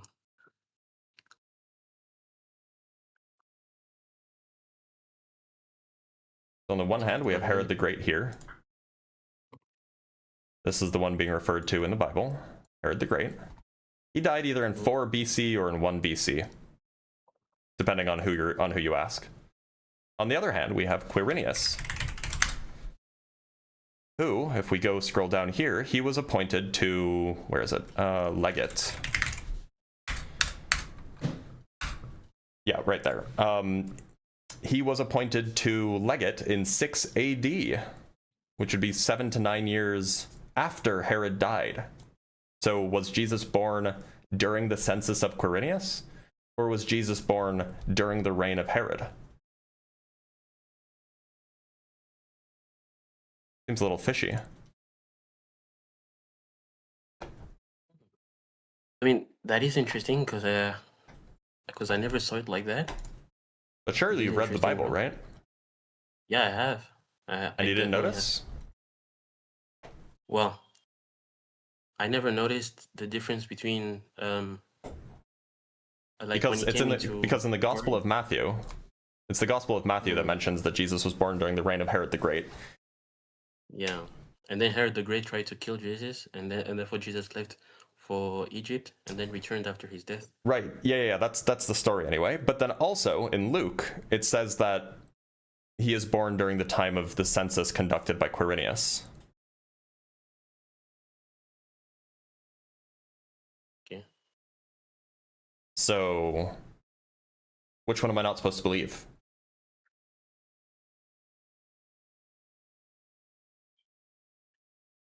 Hold on a minute.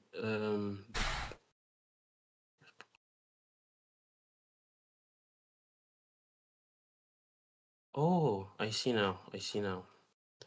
So, in Luke 2, when it says this was the first census that took place while Quirinius was governor of Syria. So in the Greek, the first protos in Luke 2 could be interpreted as before. So Do you and I do we So this speak? Do you know Greek? Are you Greek, perchance? I'm not Greek, but I am studying Greek. Okay, so I mean, like, I'm not Greek either. I don't speak Greek. Isn't it a little weird that like all of the relevant translations just use the word while? Well, it does depend because the Greek has certain. It's almost like the Hebrew. Like the Hebrew, one word might hold different kinds of meaning depending on the context of the story, right? So I think in the context of this story, right, when it says this was the first census, it could be this was before the census that took place while Quirinius was governor of Syria. So let me pull up the original Greek.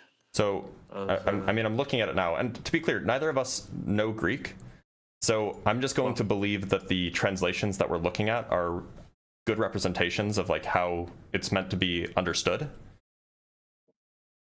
So, I mean, we could just go look at all of these, like, you know, obviously King James is going to say this taxing was first made when Cyrenius was governor of Syria.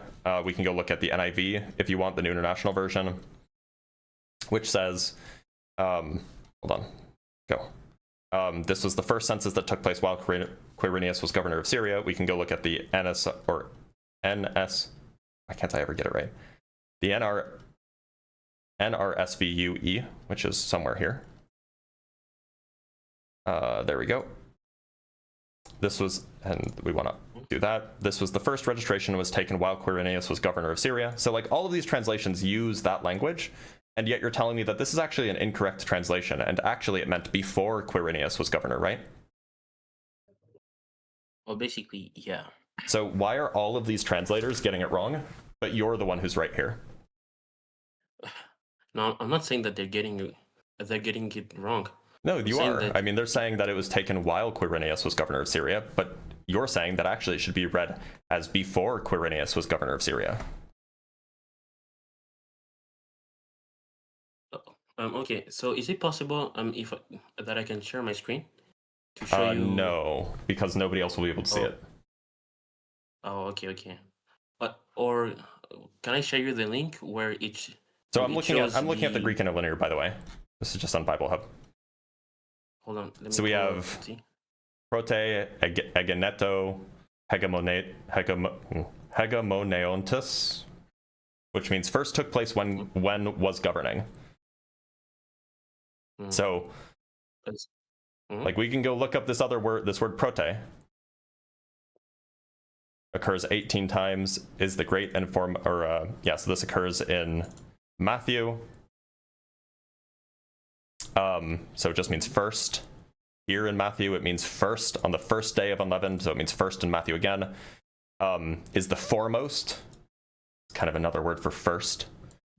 Is the foremost on the first day, the first census, the first commandment, the first defense, the first covenant, like the first dependent, like I don't know what the NAS is, but that were committed under the first, like it seems like that this word, when it's used in the Greek in the Christian Bible, it seems like it's always referring to first, as in when it was first used, not before.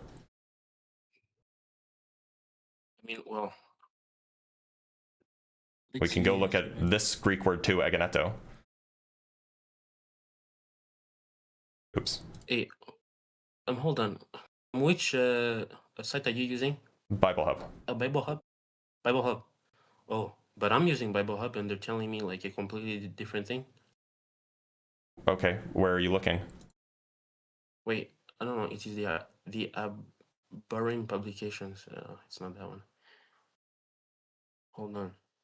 So it's just a little bit suspicious. And look, this is not a you issue. You haven't heard about this before, and so you're looking for any way out of it right now, which is totally fine, and I get that.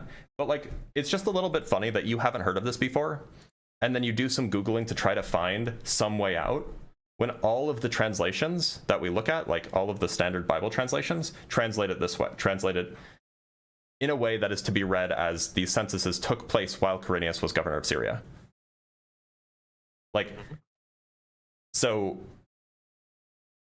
it seems like that this is a plausible contradiction that you're just kind of scrambling to try to find an out for, which I get because it challenges the worldview. But what's more likely, that all of these translations got it wrong and that your like some random apologetic website that you found is actually giving you the correct explanation, or like maybe this is actually just evidence that that at least one of these stories is not true. Well, I won't go that far as to say that, but I will agree that what you're saying does come up as a shock to me too. So I really was not aware about that.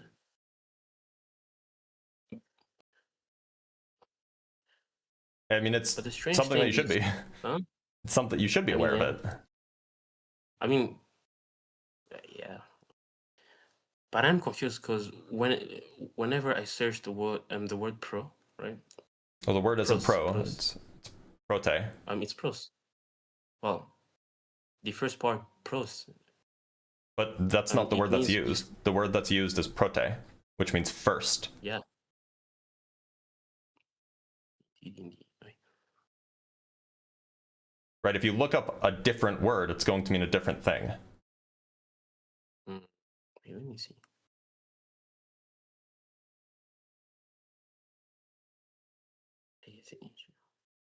Well, bro, I'm going to have to admit that I'm very confused on this part, which you mentioned. Apparently, if you ask biblical scholars, I'm not a biblical scholar either, but if you ask them, they will say, well, yeah, they are mutually contradictory, and Luke is wrong. Luke's story here is ahistorical.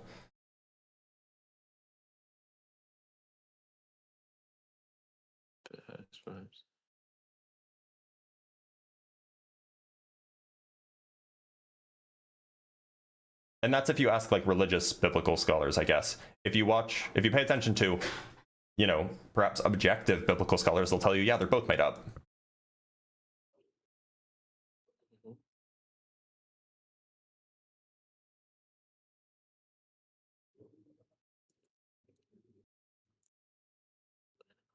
Well, you got me, bro. I don't know how to make this. Well, I don't know how to say. I mean, I don't know what to say, bro. Okay. Well, we can call it there if you want. We can call it a day there if you want. You want to go think about it? A day. I mean, yeah, but I mean, you brought up a good point, and after this, I'll go and do some research on this, and then possibly, if I do find an answer, come back with an answer to give you. But wait, so is there nothing else that we can discuss about? I mean, we can. Or it's just this. But if the reason I should believe in Jesus is the stories of Jesus in the Bible, well, you're gonna have to tell me which story, because I'm not sure which one's right. All right. So which one do you want to use? I don't think either of them are real. All right. Boy, how though? What do you mean how? Okay. I think that they're both made up. Okay. All right. So, do you believe? Okay, not believe, but would you be inclined to accept, or maybe, how can I put it?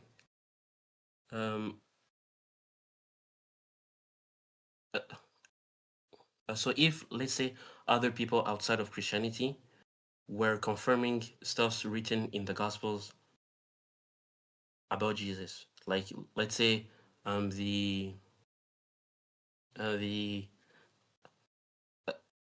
you know of a man named Josephus? Yeah, I do. Oh, you do? Mm-hmm. I'm familiar with the Testimonium Flavianum. And it's also probably a interpolation. All right. So Josephus is probably your best piece of evidence that Jesus existed at all. But to say that Jesus, I mean, so there's there are two passages that are mentioned, like Jesus is mentioned all of exactly twice in Josephus's writing. And one of them is almost certainly fake. The other one is plausibly real. But the one that's plausibly real isn't confirming anything about how, how Jesus was actually the Messiah, or that he rose from the dead, or that he did miracles, right?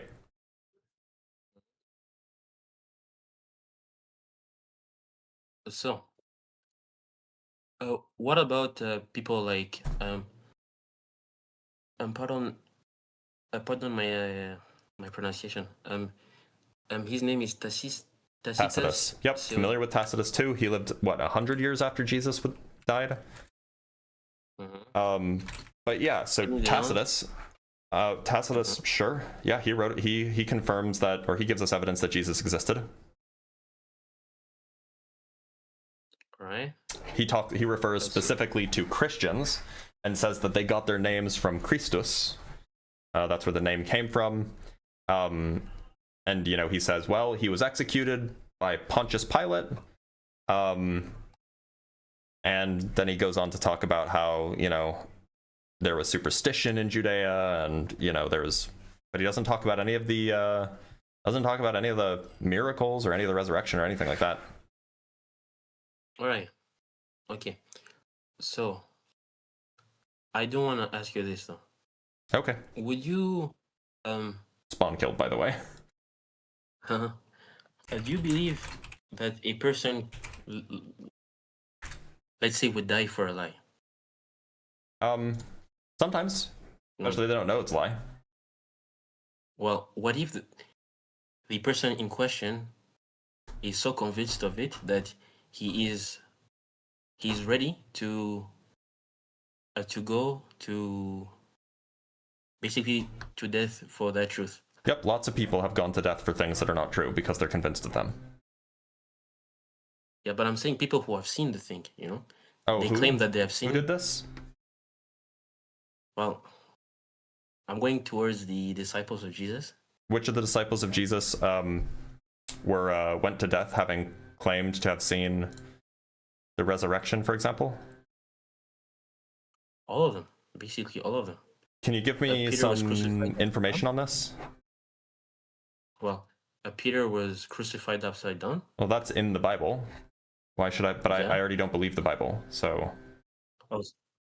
But many historians, even non-Christian historians, do accept the Bible as clear historical events. There are historical events described in the Bible, and the reason that we can know some of them are historical is by outside confirmation. Also, by the way, Colin points out reasonably, Peter wasn't a disciple, right? Peter was a disciple. Oh no, I was thinking of Paul. I'm sorry. Well, so Paul was an apostle, but he came afterwards. Yeah, he never met Jesus, right? Paul never met Jesus. So the story about Peter being crucified upside down, that's in Acts, right? Mm-hmm. Okay, so do we have any confirmation that this actually happened?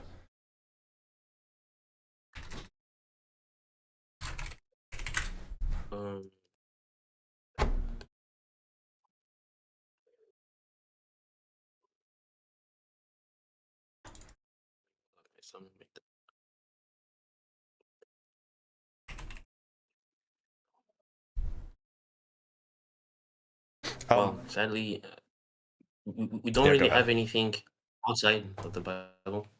Okay, so why should I believe that it's true? Also, hold on. Yeah? So, Peter being crucified upside down, that's in the Acts of Peter, right?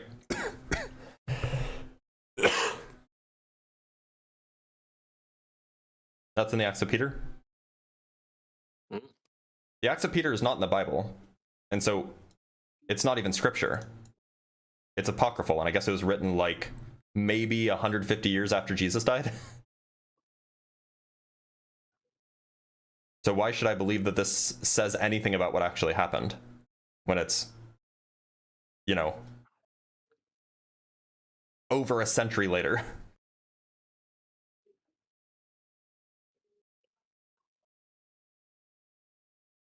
Also, doesn't Simon fly in the Acts of Peter?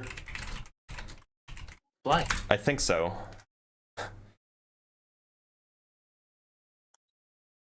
Yeah. Simon just starts flying. Flying going where? In the sky. Like this, like why should I believe this? Yeah, somebody said in the comments, yeah, there's a flying wizard battle. Interesting. So like maybe we don't believe the Acts of Peter, which means that maybe we shouldn't believe that Peter was crucified upside down. I mean, okay. If you want to go that route, we sure can. But you did mention Paul, so Yeah, Paul can we wasn't an speak about apostle. Paul? Also, wasn't Paul the one that like lived out his days? No, he was John. Oh, you're right. But Paul never saw the risen body of Jesus, so that's kind of irrelevant anyway.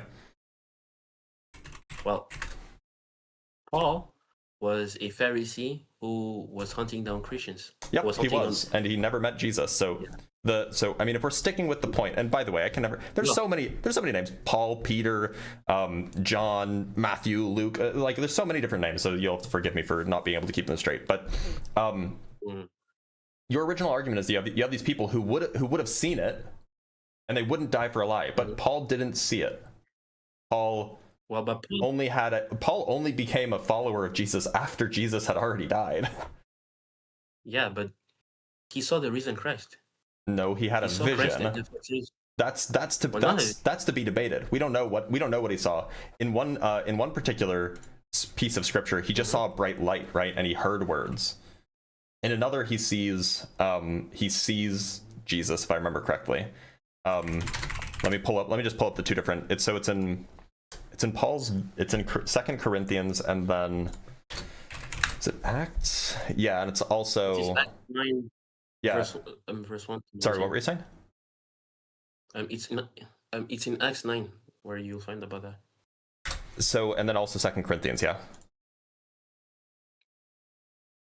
If I remember correctly. So, okay, I'm looking at Acts. No, I want to look at Acts 9. Acts 9, please. Yeah, Acts 9. Acts 9. Let's look at Acts 9. So here, let me just show you what I'm looking at. Sorry, then you can. Oh no, you won't be able to see it because you're on Discord, but everybody else will be able to see it, so that's fine. Yeah. So here we have Acts 9. Yeah. So meanwhile, Acts 9, Saul was verse still 3. breathing out murderous threats against the Lord's disciple. He went to the high priest. Okay, I'm just gonna scroll through and see. Right, so it's Acts 9:7. The men traveling with Saul stood there speechless. They heard the sound but did not see anyone. Saul got up from the ground, but when he opened his eyes, he could see nothing. So I'm sorry, I missed the part earlier. As he neared Damascus on his journey, suddenly a light from heaven flashed around him. He fell to the ground and heard a voice say to him, "Saul, Saul, why do you persecute me?" "Who are you, Lord?" Saul asked. "I am Jesus, whom you are persecuting," he replied. So, in fact, in Acts 9, he doesn't see Jesus. He hears Jesus, and he sees a light from heaven. Right? Mm-hmm. So... even in Okay, so tell me. So he didn't see Jesus. If he didn't see Jesus, then why did he get blinded? Why did he give what? Why did he get blinded? Because he saw a bright light. Well, a bright light can't really make you blind. A bright light can't make you blind? What do you think happens if you stare at the sun? But, well, you won't go blind. You'll have some particles in your eyes, but that's all. If you stare at the sun, you can go blind. For how long, though? What? How long you need to stare at the sun to go blind? I don't know, like maybe a few minutes, but like you can also go blind by like a laser shining into your eye. Yeah. That's a bright light. Mm-hmm. Oh, and what about flashbang grenades? Those temporarily blind you. That's just a bright light. Yeah, they do. Yeah, they do, but I'm thinking that we're getting a little bit sidetracked. So we agree Paul did not see Jesus, so he is not in a position to have seen the risen Jesus, to have like met Jesus while he's alive and then see him again after he resurrected, and then be persecuted. So he's not the kind of person that will make your point that somebody died for a lie that they knew was false. Well, in his writing, he speaks about the 500 who met. Who were these 500? Who were these 500? Well, we don't know like who they are exactly, but we do know that there were over 500 who saw him alive, and Paul includes himself into them. So just saying 500 of my best friends saw this thing that I want you to believe is not particularly compelling. Not 500 of his best friends. I know, I was making a joke. Yeah, I get. But the point is just saying, hey, 500 guys saw this. Like, it's not going to be convincing to anybody. He's using it to tell the audience at the time that you can verify the information by going to some of those who are still alive. Okay, but he didn't tell us who those people were. Yeah, but at the time, so how could we know? Surely knew who they were. No, nobody could know who those people were because he didn't name any of them, and we don't have their writing. Yeah, but you forget that at that time, the church was being persecuted and people were being killed left and right for. Okay, and Paul was trying to spread it. So of course it would be reasonable to suspect him of lying about 500 unnamed people who definitely saw this thing that I want you to believe. All right. Let me give you an example. An example of his style of writing. You know the story of Peter cutting off the ear of the officer who comes to take Jesus? Do you know about it? No, I don't, but I'm sure that you're going to tell me about it. Okay, let me tell you about it. So in all but to be clear, hold on, just to be super clear, are we moving off of the whole thing, like people don't die for lies that they know are false? No, we're going to come back to it. Okay, is this going to be related to this? Yeah, don't worry. We're going to walk our way. Please, I would like to stay on one topic rather than meandering, so if we could stay on that topic, that'd be good. Or we could shift away from it permanently. Yeah. Either one's fine. Well, hold on first. You were saying that those 500 people, like, we don't know who they are. Yeah, we have no idea who they are. Yeah, we have no idea who they are. They're only mentioned once, and we have none of their writings. Yeah, so, and then I said that he's trying to protect them from being persecuted by the people at the time by the Romans who were... Sorry, what'd you say? Or persecuting. I'm saying that he is not trying to say the names of those who saw Jesus because at the time the church was being persecuted. That's awfully convenient, isn't it? Yeah, but I'm going off to explain an example of Peter because in the Gospel of Matthew, and if I'm correct as well, Mark, they say one who was with Jesus struck the ear of the guard of the high priest. His name is not revealed because if it was revealed at the time, that's why? Then those who, yeah, it says, oh, we're not going to tell you because if we tell you, then maybe they'll get mad at him and execute him. Well, you can come to this idea because when John comes out, when the Gospel of John comes out, because it was written way after all of this when the situation where he would have gotten into trouble had passed. Okay, so this is Luke 22:50 through 51, I guess, right? Is that what we're talking about? All right. Yeah, even in Matthew, same thing. Well, Matthew and Luke are basically copies of each other, so that's not so surprising. So did I say 22:51? Yeah. So while he was still, I'm just going to read some context here. Just so then we have the full thing so people don't accuse me of not bringing up context. While he was still speaking, a crowd came up, and the man who was called Judas, one of the 12, was leading them. He approached Jesus to kiss him, but Jesus asked him, Judas, are you betraying the Son of Man with a kiss? When Jesus' followers saw what was going to happen, they said, Lord, should we strike with our swords? And one of them struck the servant of the high priest, cutting off his right ear. But Jesus answered, no more of this, and he touched the man's ear and healed him. Then Jesus said to the chief priests, the officers of the... Okay, so it doesn't say anything about how... it doesn't say anything about how we're not going to reveal his name because he might get, hurt. Right? So yeah. So this is like an apologetic you're doing that is not in the text. You're reading this into it. Well, I'm not. I wasn't saying that it's written in the text. Okay, then why should I believe it's true?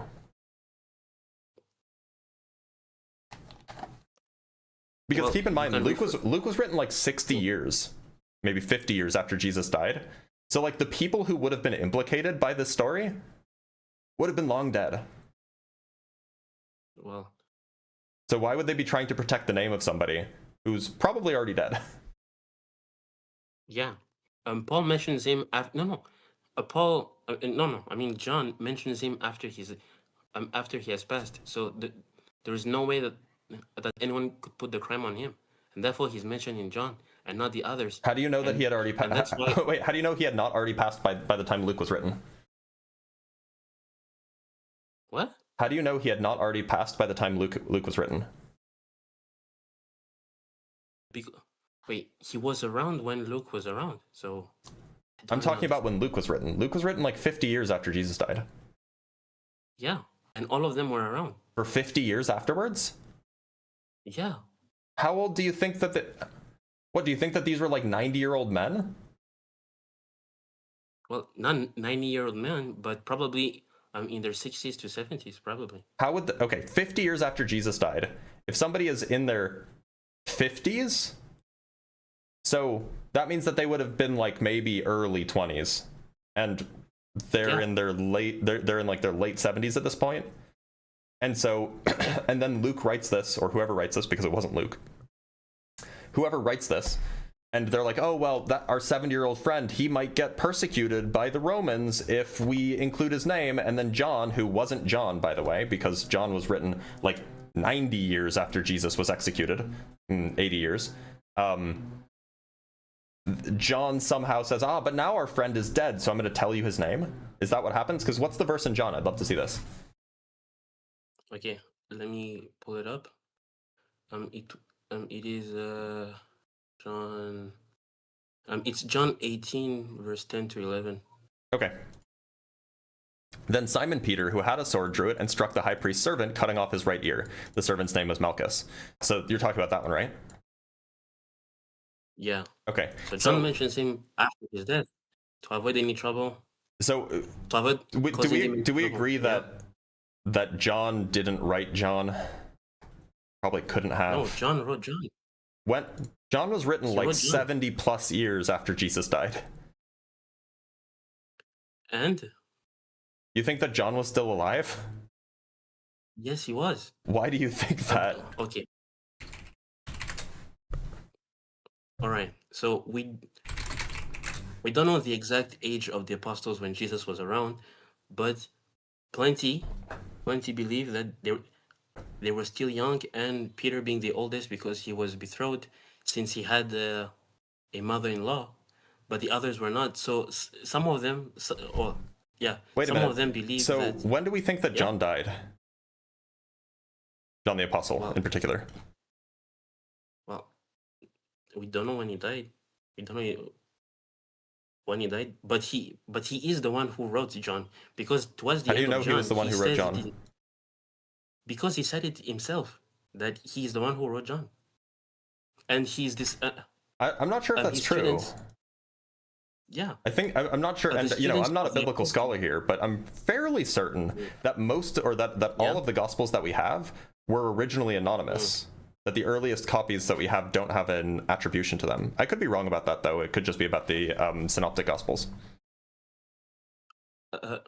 Yeah, some of them were anonymous. That is true. But then the students of the disciples recognized the handwriting, and then they said that this belongs to this, and this one belongs to that. So we're relying on the recognition of handwriting by the students of people that we don't know existed, claiming that they're the students of those people. You see how far-fetched this sounds? Bro, come on.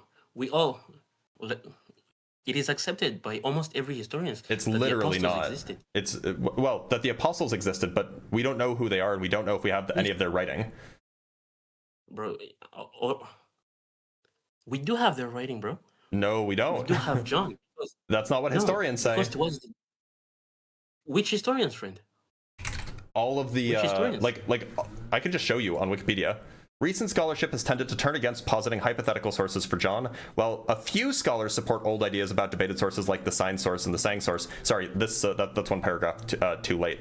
Let me read this relevant part. While many modern scholars continue to affirm the traditional attribution first found in Irenaeus, most reject this hypothesis, though they view the beloved disciple as the source of much of John's content. So apparently most modern scholars reject the traditional attribution, namely to John the Apostle. The gospel is internally anonymous. apparently. Eternally anonymous. Well, the other gospels I do believe so, but not John, because towards the end, John himself says that the one who experienced the okay. Let me pull up the end of John, and then and then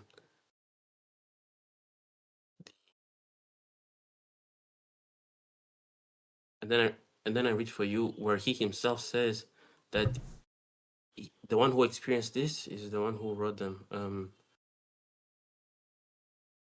Hold on.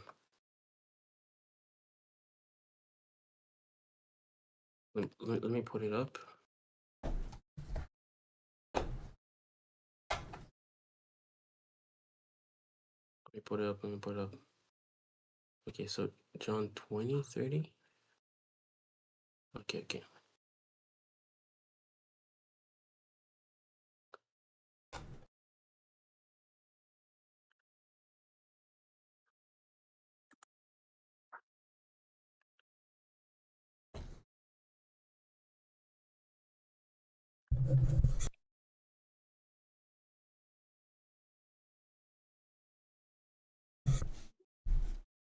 All right. So in John 20 chapter 21 verse 24. Okay, let's pull it up.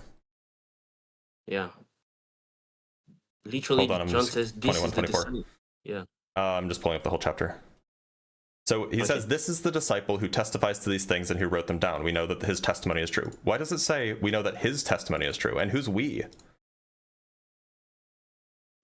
We, the apostles, know that the testimony of Christ is true. So we would refer to the author, or perhaps the authors.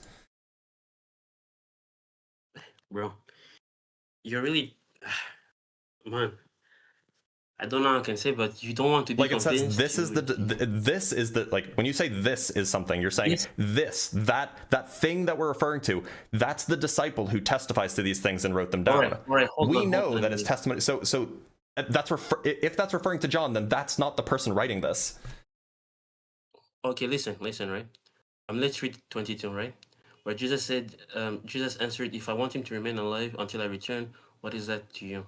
You must follow me. Because of this, the rumor spread among the believers that this disciple would not die, meaning John, the beloved of Christ. Yeah, this disciple is in, well, to be clear, it's the beloved of Christ. It's not clear that it's John, but it says this disciple, not I. It's in third person. Listen, bro. All right. Why is this written in third person if he's talking about himself?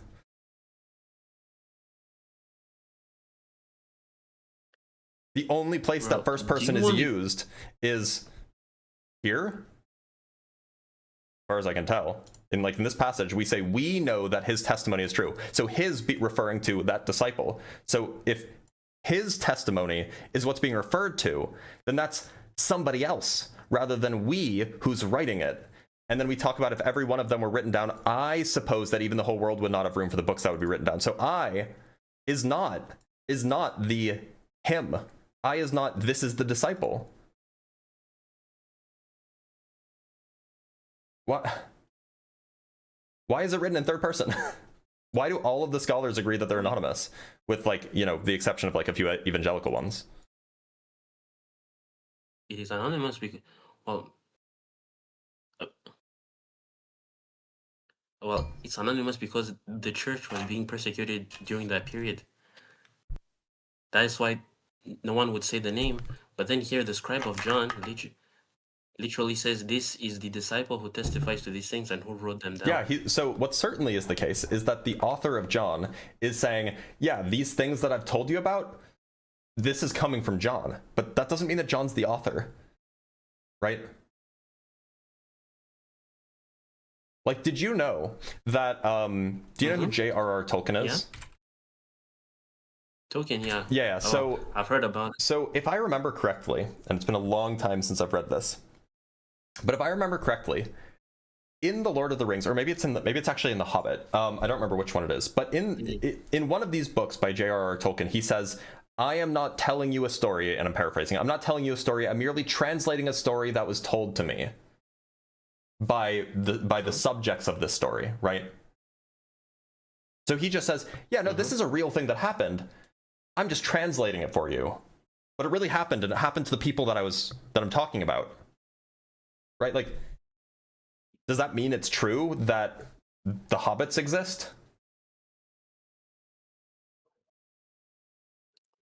But the context is completely different within these two. And here it is the scribe of John who is saying. Well, that's what he says he is. He's testimony. Huh? J.R.R. Tolkien said that apparently he found the book that Bilbo Baggins wrote.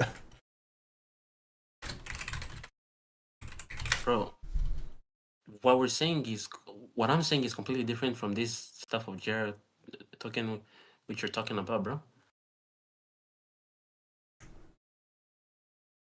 Why should I think so? They seem both like myth.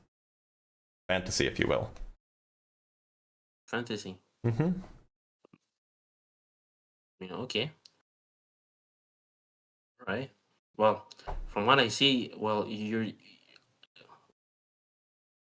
really don't want to be convinced, bro. It's like you just... If your only evidence is that, like, it kind of seems like maybe John wrote, or maybe John told this to his scribe, and then his scribe copied it down exactly, and so this is actually, like, real stuff that happened. Like, if that's your best evidence, it's just not going to be compelling to anybody with a modicum of skepticism.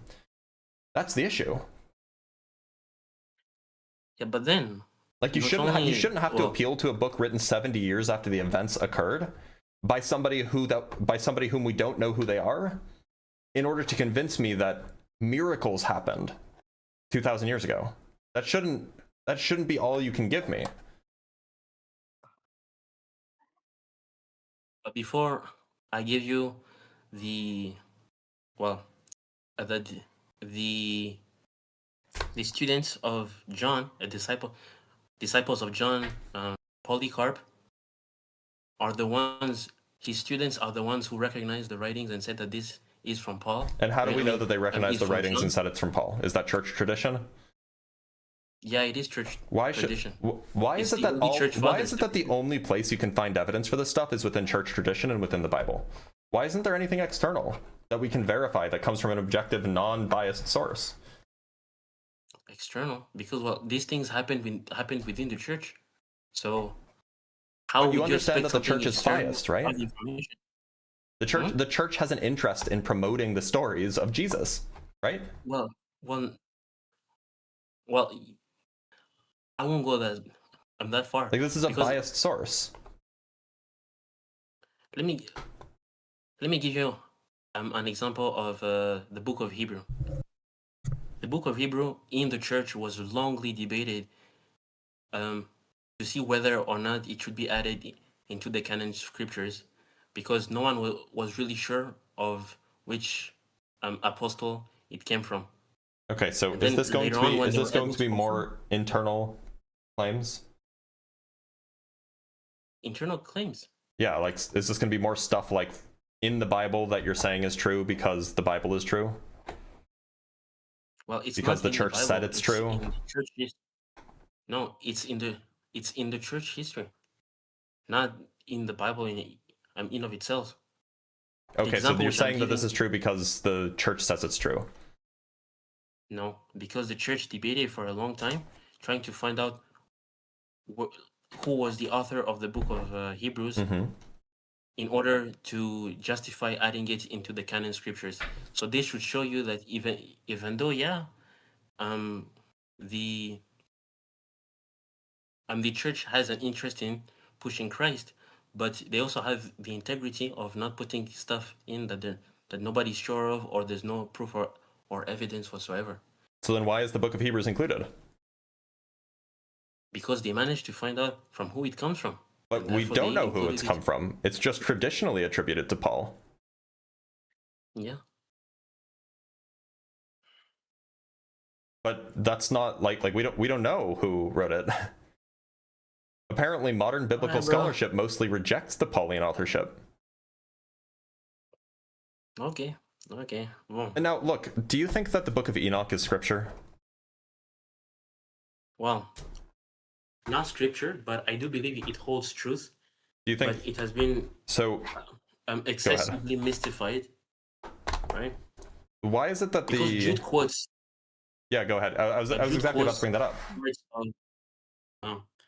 Jude quotes part of the Book of Enoch, but then again, the issue is that the Book of Enoch seems to have been greatly mystified, you know? We have earlier versions of the Book of Enoch than we have for the entirety of the New Testament, by the way. How? The Dead Sea Scrolls. How long? Oh, the Dead Sea Scrolls, obviously. So, like, we actually probably have better records of how the Dead Sea Scrolls were, or of how the Book of Enoch was, than we have records of how the Christian Bible, the New Testament, is. Wow. And so, I'm like, not it's too sure about probably that, more because likely we that the Book of have- Enoch is probably more likely to have been preserved than the earliest Christian piece of Bible, right? The New Testament is, it's literally like from the 2nd century. It's the oldest one. So literally, basically a century after Christ, we have the writings. Yeah. Do you know when the earliest fragments of the Book of Enoch were found? No. Like 200 years earlier. Yeah, but then they come from a time far more. Well, far that's removed. that. Well, that's not clear. It's not clear at all when it was written. You know, it could have been written around that time, actually, within a, you know, perhaps No. around 200 BC or something like this. Enoch was written way like, nobody's sure, but if you use the Book of Enoch and then the Bible to try to find where you can put it, like it's We don't. easily That's not what we do to before- figure out when something was written. We use historical methods, Yeah, right? but no. Well, I'm saying, like, if you want, like, if you read the Book of Enoch and then the Bible, and then you try to for yourself to fit it, like it's surely like way before Moses even. Yeah, And except Moses was- that's just not like real. It was probably written, you know, around 200-ish BC. Different parts were probably written at different times, but around 200 BC for like on average. So. Oh, all right. So what proof do you have for? That's what the scholars are for telling that me. I would cite What's called? Fallsbush and Bromley, the Encyclopedia of Christianity. I'll look them up later. Hold on. Could you say the names again? Just So look up that the I can Encyclopedia of save it? Christianity, Volume 4. Encyclopedia. Of Christianity, Volume 4.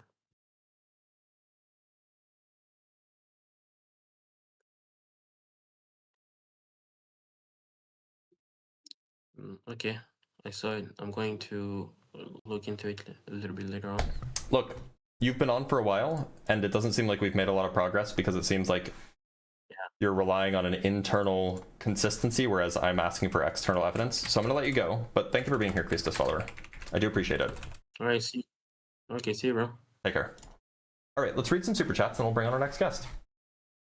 Thank you guys so much for being here, by the way. If you want to see more of what I do, if you want to see my research, if you want to see the content that I produce, like the science content that I produce, if you want to see the debate stuff that I do, go to my website. It's blitz.phd. There's no .com, just .phd. Got a really good URL there. And if you want to support me, Patreon's a good way, Cash App's a good way. You can become a member on YouTube for like $4 or $5 a month. Great ways to support me if you want to, and you get some nice perks too. Right, super chats. From Simeon Urchin with the $5. Here again to promote Phi the Neutrophil's content, and specifically his video on abiogenesis. He's a molecular biologist and makes great science content. Yeah, by all means promote him. From Small Soldiers Big Battles with the $5. It's crazy the lack of self-introspection. If they were just honest with themselves at best, they would say they don't know, but the ego won't allow it. I mean, the trouble is that it's very easy to rely on your own internal sources to try to justify the sources themselves. Where can I watch horizontal? You can go to the Dr. Blitz Debunks YouTube channel. Just type in Dr. Blitz Debunks, you'll find the horizontal channel where all of the horizontal stuff happens, and also the debunking stuff happens, also the clips from YouTube debates happens. From Patriot of the West with the $5 hit them with the Passover circa 2033 question. 2 millennia since crucifixion, he said he would be back in a generation. He did say that he'd be back in a generation, but he wasn't. That is true. From Steve Scharf with the $5, if the resurrection was invented, why were the earliest Christians willing to suffer and die proclaiming it where the event supposedly happened? Well, because the earliest Christians who suffered and died probably didn't see it themselves and were instead taught it. That'd be my guess. From Lispy is LSP with the $5. I posted a thought in Discord philosophy chat. Can you read it and discuss? I want to have someone with a philosophical education to review it. A, I don't have a formal education in philosophy. B, not on live stream. That's not the place to do it. From Pensive with the $20, very, very generous. Always good to see you, Pensive. Your lives are always a highlight of my day. Thanks for being awesome. Take my money. I will take your money. I will take it graciously. And then we have $20 from Steve Sharp again, which is much appreciated.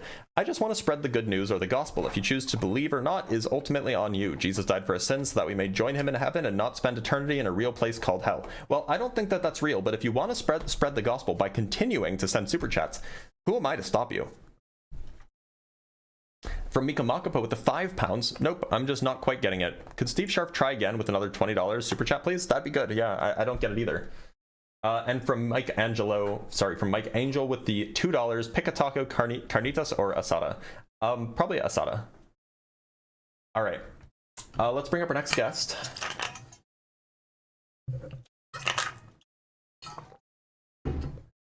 From TikTok, let's talk to Ido. Ido, how's it going? Good, very good. Glad to hear it. Ido, do you believe in a god?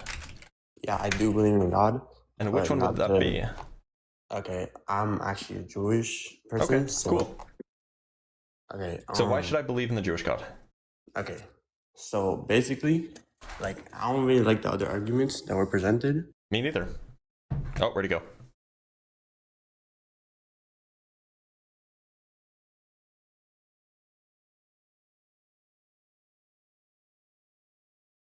Where'd he go? Somebody says in the comments, if you tell me what the A in atheist is representing on your picture, I'll Venmo. It's representing the ah sound, or in this case, the A sound. So I don't have a Venmo, but you can use Cash App. It's a $sign Blitz PhD.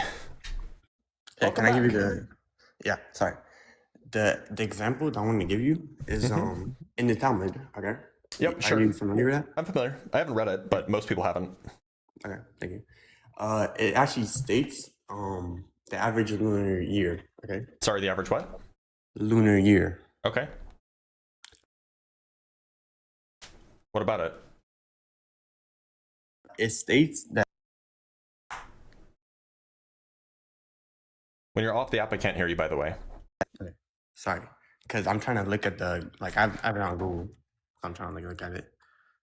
It says basically what it says is it was written like around 1500 years ago, and it's actually off by about 0.5 seconds. Okay, yeah. So people paid attention to the moon very, very closely back then. Yeah, but these people were not like obviously astronomers. Do you think? Hold on. You think that like ancient Jews didn't pay attention to the stars and keep track of things? Not by. Why do you think that?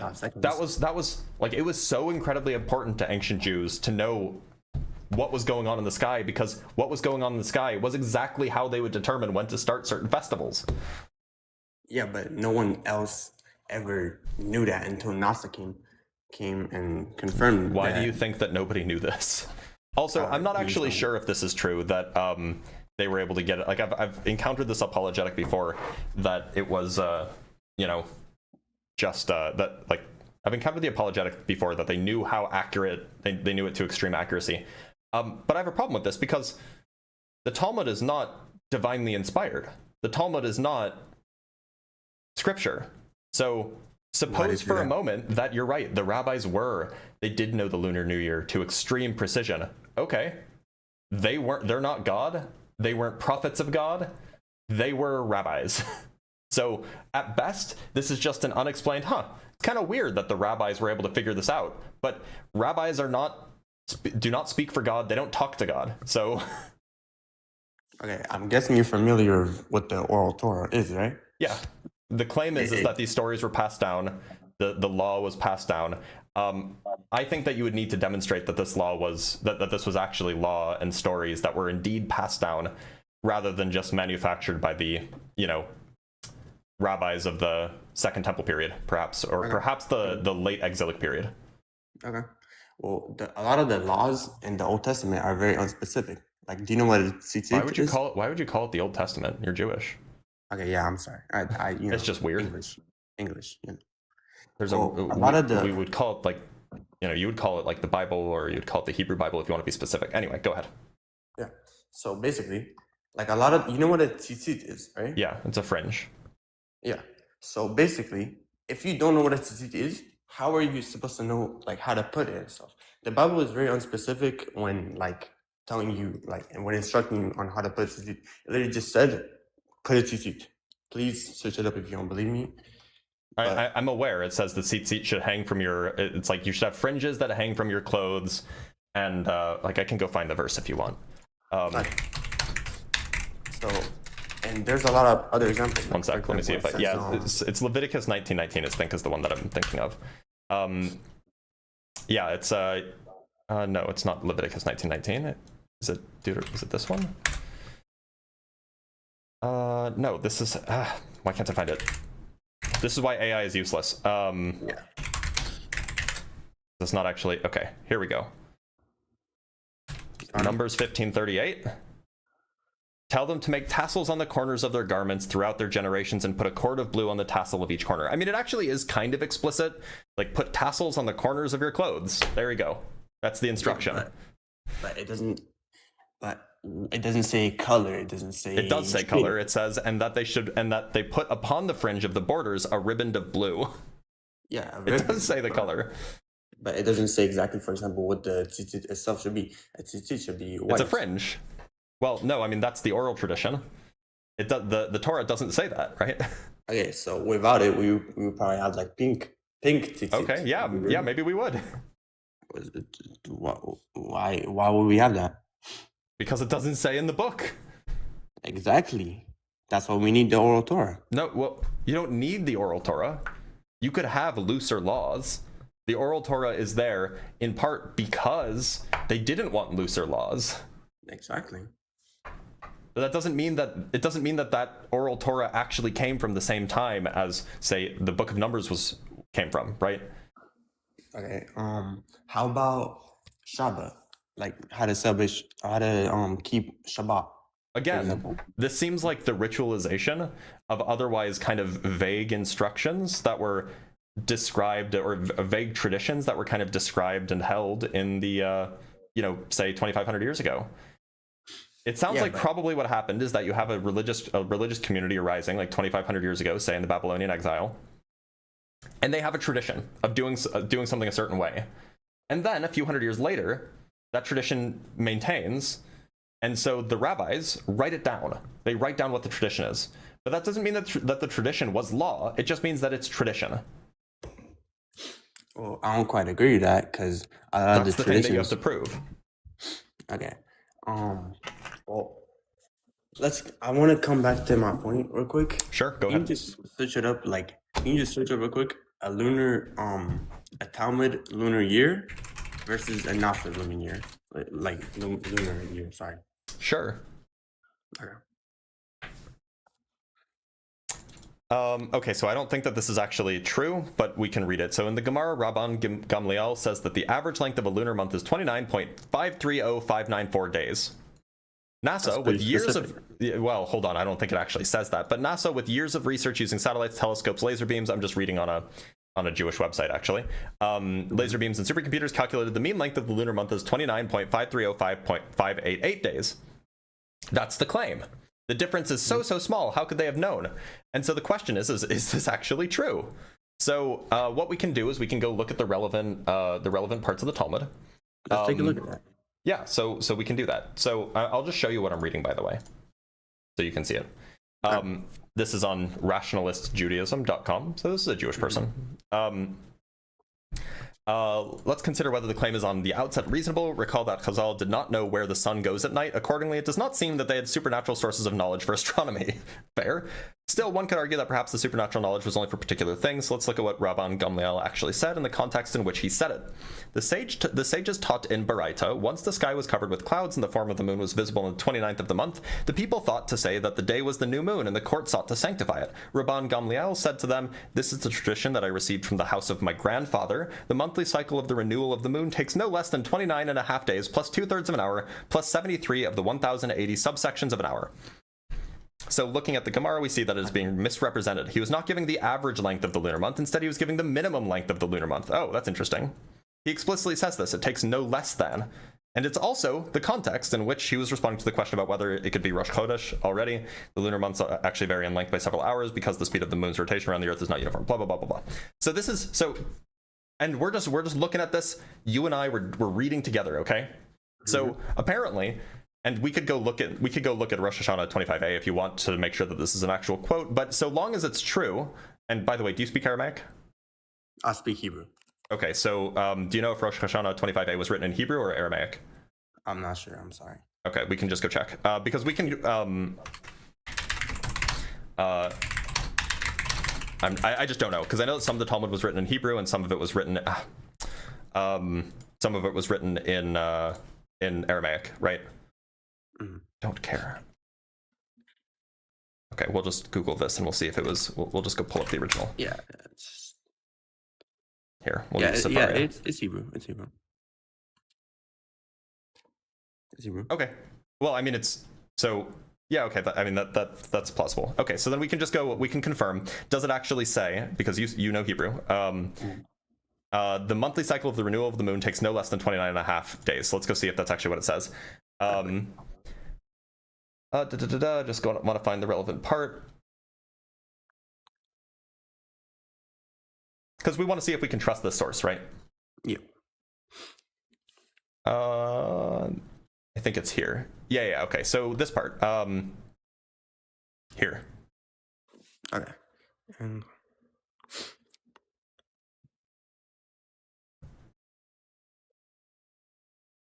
I don't see the part where it says at least. Well, it says no less than. Okay, I don't see that part where it says no less than. So here's what I'm going to do. I'm just going to copy and paste this into Google Translate, so then we can all see it. And you can correct us if it's wrong. We want to translate from Hebrew, and not to German, not to Dutch rather. Not to Dutch. This doesn't look like a good translation. But the word that we're looking for, I guess, is less than, right? So.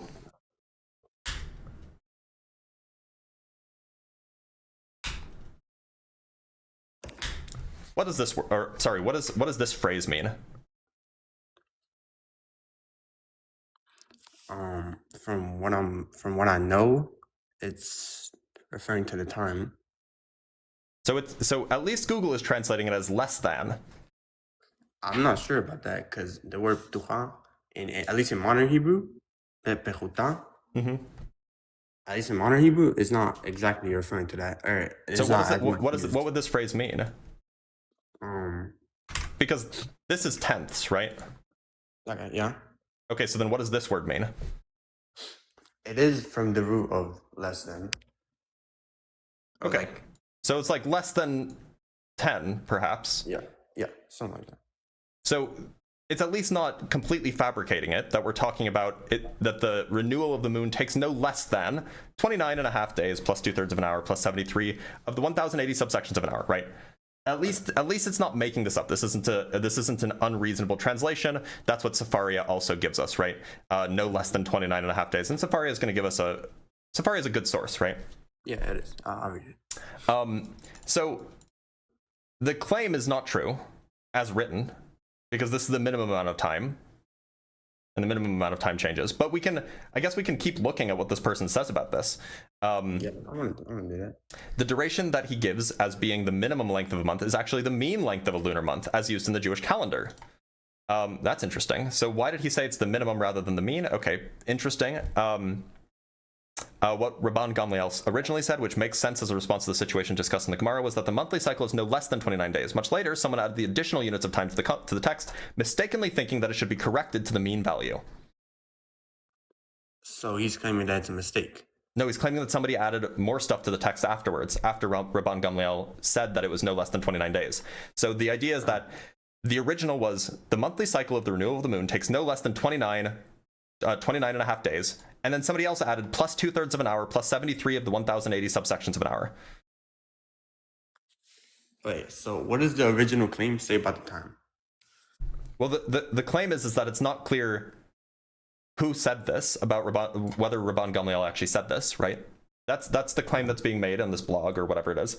And I guess that this is actually a textual, it's claimed that in fact that this is a textual interpolation, and I guess that there's an author who writes about this, Sasha Stern, talking about this particular textual interpolation, which would have been passed down by Rabban Gamliel, and then somebody else added the extra digits basically beyond less than 29 and a half days.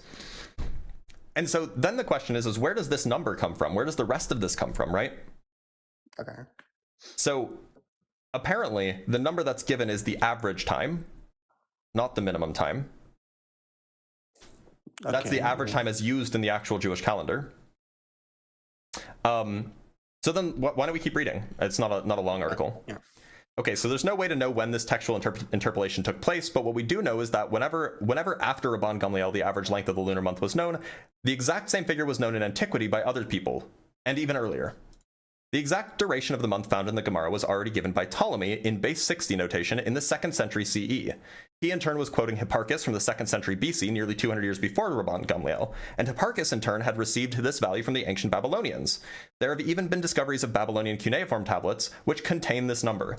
So that is the answer to this mystery, right? The answer to this mystery is that apparently this exact length of time that's here is found in the ancient Babylonian cuneiform. Okay. So this doesn't require divine intervention. All it requires is that the rabbis knew about, say, Ptolemy or Hipparchus or the ancient Babylonians. Yeah, but I mean, I think I would like to take a look at that after the discussion. But I think it is still like pretty impressive when you say that. It would be impressive for the Babylonians who did it first. That's the point. Yeah. The point is that the Babylonians did it first. It wasn't impressive that the rabbis knew about what the Babylonians did. Okay. I want to show you another claim, all right? Okay. So I'm guessing you're familiar with the Cohen family, right? With the Cohen family? Yeah. I traditionally I'm not one, but if my mother was a man, I would be one. Okay. Rabbinical tradition holds to the fact that they are related from the line of Aaron. I'm aware. You're familiar with that? I'm aware. Yeah. My grandfather was a Cohen. Oh, okay, that's interesting. Basically, so I heard of this one research that I think it was conducted in the 1980s, and it found that I think most of the Kohanim have a Y chromosome that relates them to a man from around 3,300 years ago. Can you please take a look at that? Yeah, let's take a look. Y chromosome, Cohen, Y chromosomal Aaron. Yeah, there's a Wikipedia article on this. Let's take a look. It is the Y chromosomal Aaron, that's funny, is the hypothesized most recent common ancestor of the patrilineal Jewish priestly caste known as the Kohanim, according to the traditional understanding. Okay, so we actually want the scientific research here. The original scientific research was based on the hypothesis that a majority of present-day Jewish Kohanim share a pattern of values for 6 Y STR markers, which researchers name the extended Cohen modal haplotype. Subsequent research used 12 Y STR markers, indicate that nearly half of the contemporary Jewish Kohanim shared Y chromosomal J1M267, while other Kohanim share a different ancestry, such as haplogroup J2A. While these genetic studies were seen as possibly supporting the traditional biblical narrative, subsequent research by the original researchers and others has challenged this conclusion in a number of ways and has in fact shown that the genealogical record, quote, refutes the idea of a single founder for Jewish Kohanim who lived in biblical times, and rather, quote, seems to vindicate the historical critical hypothesis of competing priestly clans. Okay, can you take a look at that research? Yeah, sure, I guess. Because the Bible actually prophesies that it's actually a prophecy that all Kohanim will be from the Aaron line. That's why I'm doing that. That's not a prophecy. That's just kind of a definition, right? Well, I guess, but I mean, people can change their name and stuff like that. Yeah, of course. So we want to go see if we can find the papers that actually, like, we should just, subsequent studies, that's what we want to click on. Okay, so we want to go find this one. Okay, that's a book. We don't want a book because books are not peer reviewed. That's a book. We don't want a book because books are not peer reviewed. That's a study that I pulled up. That's a study that I pulled up. That's a book. And that's a book. Okay, so let's take a look at the studies. Okay, let's do this together. Mm-hmm. Okay, so we have mitochondrial and Y chromosome haplotype motifs as diagnostic markers of Jewish ancestry. A reconsideration. So this is a study that was published in Frontier Genetics, which is, I'm not familiar with genetics, but it's at least, it's an actual journal, right? Okay. Let's just read the abstract together. I haven't read this in advance, so maybe it'll prove you right. Several authors have proposed haplotype motifs based on site variants of the mitochondrial genome and the non-recombining portion of the Y chromosome to trace the genealogies of Jewish people. Here we analyze their main approaches and test the feasibility of adopting motifs as ancestry markers through the construction of a large database of mitochondrial DNA and NRY haplotypes from public genetic genealogical repositories. We verified the reliability of Jewish ancestry prediction based on the Cohen and Levite modal haplotypes in their classical 6 STR marker format, or in the extended 12 STR format, as well as our 4 founder mitochondrial DNA lineages, accounting for about 40% of the population of Ashkenazi Jews. For this purpose, we compared haplotype composition in individuals of self-reported Jewish ancestry with the rest of European, African, or Middle Eastern samples to test for non-random association of ethnogeographic groups and haplotypes. Overall, NRY and mitochondrial DNA-based motifs previously reported to differentiate between groups were found to be more represented in Jewish compared to non-Jewish groups. However, this seems to stem from common ancestors of Jewish lineages rather than this seems to stem from common ancestors of Jewish lineages being rather recent, respect to, are they missing a word? Being rather recent respect to ancestors in non-Jewish lineages with the same haplotypes. Yeah, they're missing a word. Moreover, the polyphyly of haplotypes which contain the proposed motifs and the misuse of constant mutation rates heavily affected previous attempts to correctly here it is. This is the important part. Moreover, the polyphyly of haplotypes which contain the proposed motifs and the misuse of constant mutation rates heavily affected previous attempts to correctly dating the origin of common ancestries. Accordingly, our results stress the limitations of using the above haplotype motifs as reliable Jewish ancestry predictors and show its inadequacy for forensic or genealogical purposes. So we can go dig through this, but this seems like the primary claim that's being made here is that we can use these to determine whether or not someone is Jewish. We cannot use these to determine how long ago or how many individual founding lines there were for Jewish people. Okay, I think this just kind of. We can go look here. We can go look at another paper. This one was published in, again, the same journal, Frontiers in Genetics. We can go see if this one specifically refers to the Cohen. Let's see if we can find it. Just. I just want to see, so it does mention it, but I want to see the actual results rather than this reasoning also characterizes, so this is just a bit, but this reasoning also characterizes the decade-old pursuit of Cohen and Levite markers. Although dispelled on numerous occasions, the pursuit for priestly biomarkers continued relentlessly to this day ever since Skorecki embarked on this hare. Hammer even set their hopes on the idea that these biomarkers might aid in the identification of lost tribes claiming ancient Hebrew ancestry.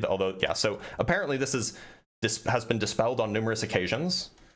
There are a few more reasons to doubt that the end results of this pursuit would be different. First, Cohen and Levite are the two most common surnames among Jews in Israel, and elsewhere, all of whom cannot possibly be affiliated with a small number of priests serving in the Second Jewish Temple. Second, these surnames are distributed unevenly among Jewish communities. In many Jewish communities, the surname Cohen does not appear at all, while in others, almost all members of the congregation are called Cohen without a single levy, indicating collective convergence. Third, the semantic similarity between Cohen, Khan, and Kagan, a royalty title used by Turkish people, has been recently postulated as to indicate a pagan shamanistic background.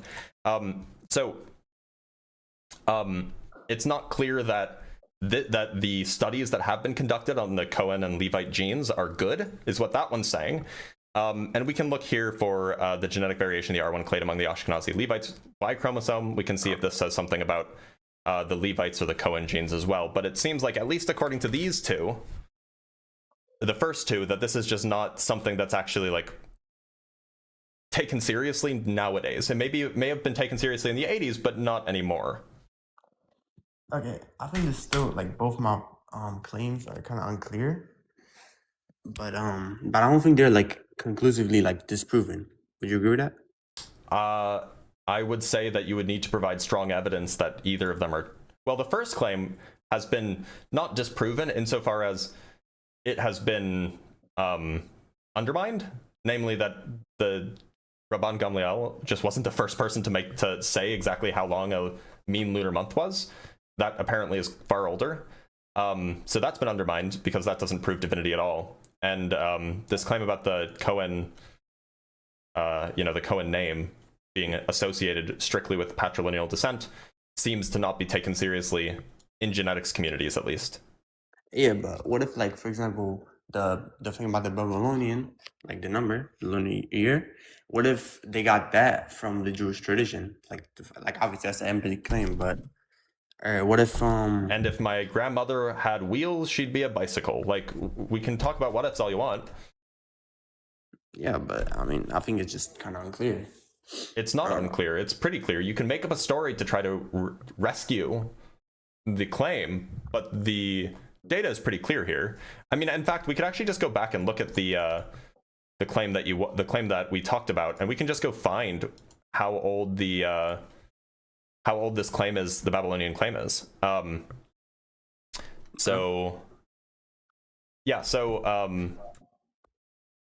I want to find the actual book. Here's the book. Ancient Medieval Values for the Mean Synodic Month. The standard Babylonian value is this, which is the number that we were talking about. It's 29, 31, 50, 820. Now, I want to see where the record is for that in the Babylonian text. Okay, so that's Ptolemy giving the Babylonian date. The variants have appeared in Al-Hajjaj's Arabic translation of the Almagest. So, okay, this is fine. We should be able to find a year here, though, or at least an approximation of the year.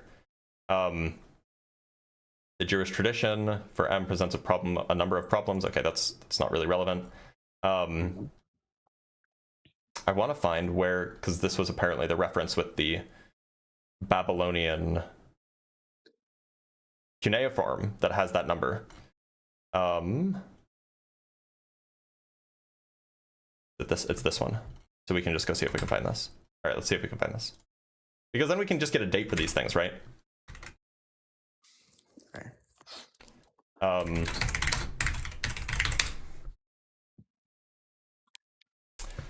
Babylonian mean synodic month cuneiform. This is the text. Okay, this is annoying because this is the thing that's being referred to. Oh, there's a reference. Okay, reference 3. Great. We love references. Okay, here we go. Yeah, let's look at the reference together. For the mean value of common G, or of column G, that's the Babylonian mean value of the lunar month, in system B that yields the length of that means of the mean synodic month, see this guy, O. Neugenbauer astronomical cuneiform texts. The standard value occurs in the form of text number 210, line 6, but as far as I can tell, it does not occur in any other published Babylonian text. So we want to go find that book. Let's go see if we can. Why does it keep? Okay, I can't copy and paste here. Astronomical cuneiform texts. And who's it by? It's by Neugebauer. Let's see if we can find this. Great, we found it. Okay. Oh, there's just the preface. Dang it. It's just the preface in the... Okay. So it looks like you haven't looked into this, though. Like, we can do this. We can spend time looking into this, and it's cool. Yeah. But it's like, why would you just assert that, oh, well, maybe the Babylonians got it from the Jews? Like, why would you... Because, I mean, that's what Jewish tradition, like, kind of holds to, you know? Jewish tradition doesn't acknowledge cuneiform whatsoever.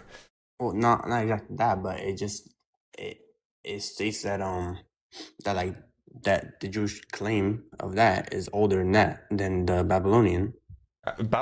So the Babylonian traditions are older than Judaism. Wait, how old is the Babylonian like text? That's You what I'm know? trying to find. But Babylonian cuneiform goes back more than 4,000 years. Okay, Which, well, even if you believe the Jewish tradition with regards to, like, you know, the Exodus and all of that, that would have happened after the first usage of Babylonian cuneiform. okay, well, that's interesting. But I have another question. One last question. Like according to the law of entropy, okay, Yep. like it suggests that order tends to lean into disorder. So how would you say that this lines up with like human biology and stuff like that? It's more of like a question. Go talk to a biologist. Oh, Also, just to be clear, can you tell me what entropy is? I'm not sure, but I just. So then why do you think that this is, like, look, I could answer your question and we could talk about it, but you don't know what entropy is. So it seems like this isn't an argument you should be making. Okay, fair enough. I don't think I'm going anywhere with this. I appreciate the discussion, but I think I'm done with this. All right. Well, thanks for being here. All right, thank you.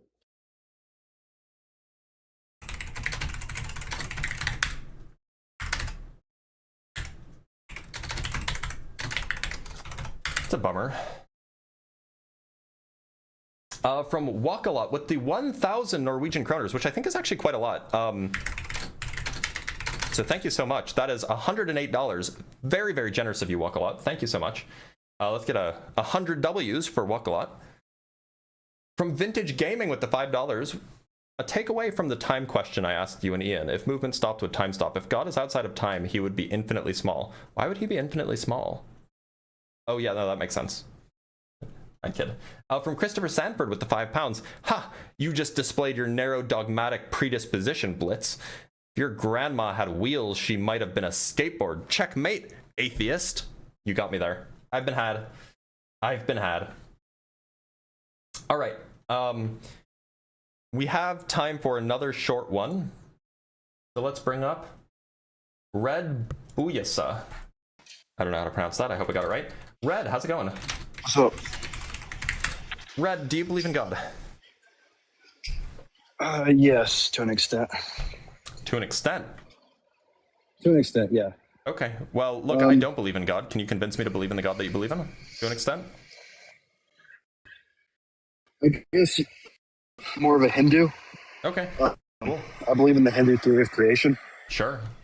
What I really wanted to talk about was I was raised Christian, and there was a lot of fear mongering in my church As there tends around to be. hell and stuff. Yep. And how do you get over that? I wasn't raised in such a condition, so I can't answer that for you.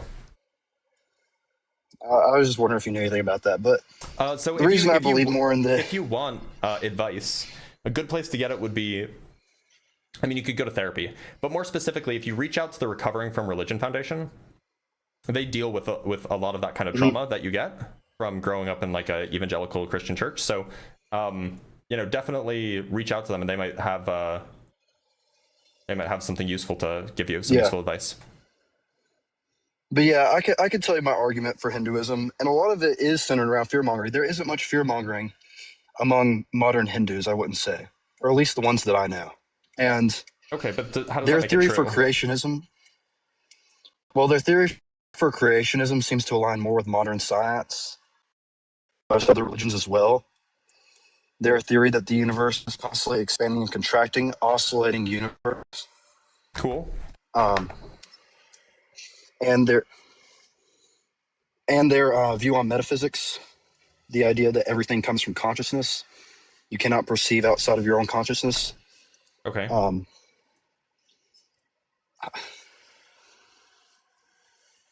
To make you believe in it, it has to be a faith-based, something you make based out of faith. So why would I believe it then? You can't prove... I just feel like there's not much of an argument to say there is no creator. Like, you can't... Sure there is. I don't know, I've never heard a good argument to say there is no creator. Okay, how about this one? if God exists, then God is a mind without a body. That's premise 1. Premise 2, there are no minds without a body. Conclusion, Okay. God does not exist. That's an argument.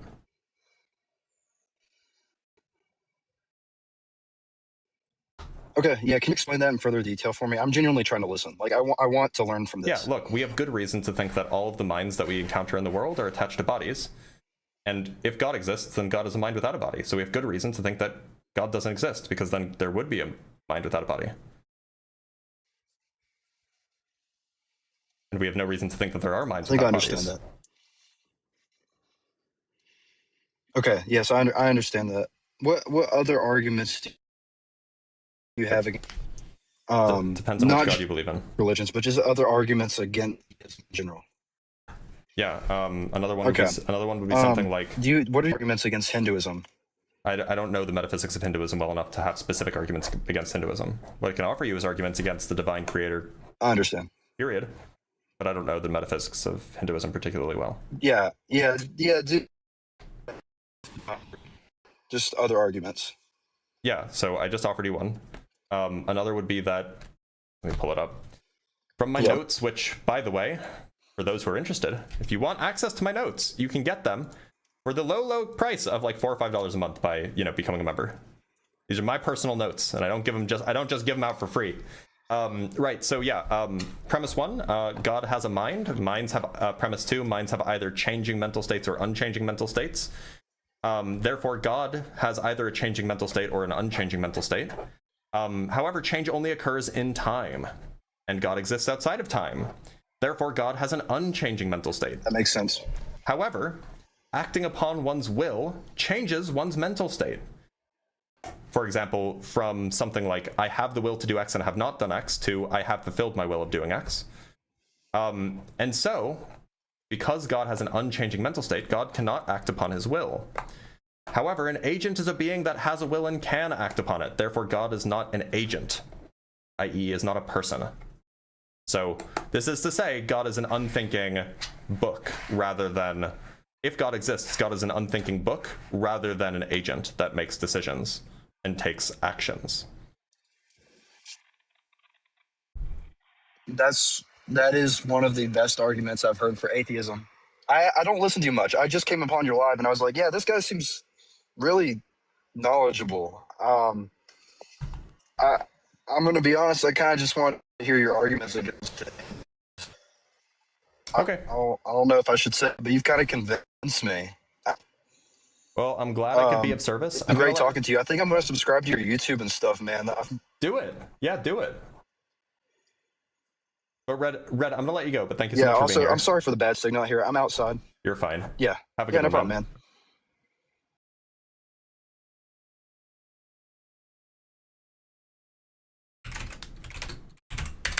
All right, y'all. I think I'm going to end the live stream probably here-ish because we only have like 5 minutes left and it's not enough time for another conversation, I think. So I'm going to read some super chats and then we'll call it a day. From Abe Bueno Demesquita with the $5. Thoughts on the evil God objection? Basically that you can construct equally believable arguments for an evil God as for a good God. I think it's fairly good. Now, we got a $10 Cash App from Grimlock for hydration donation, so let me drink some water.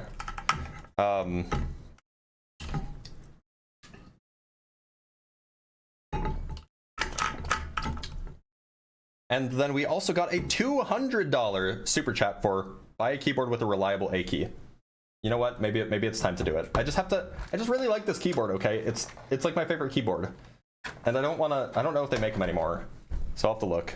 But thank you so much, Shay. $200 is an enormously generous donation. I appreciate it a lot. Maybe I'll just have to maybe I'll spend that $200 to go get my keyboard repaired rather than replacing it. So for everybody else who's watching, if you want to see more of me, I will not be live tomorrow. I'm having a procedure done. Nothing. It's just a diagnostic procedure to make sure that everything's going okay, but I'm having a procedure done tomorrow morning, so I won't be live tomorrow. I should be live on Saturday, though, for some Kerbal Space Program. In the meantime, let me see if there's anybody online who I would like to send you guys to.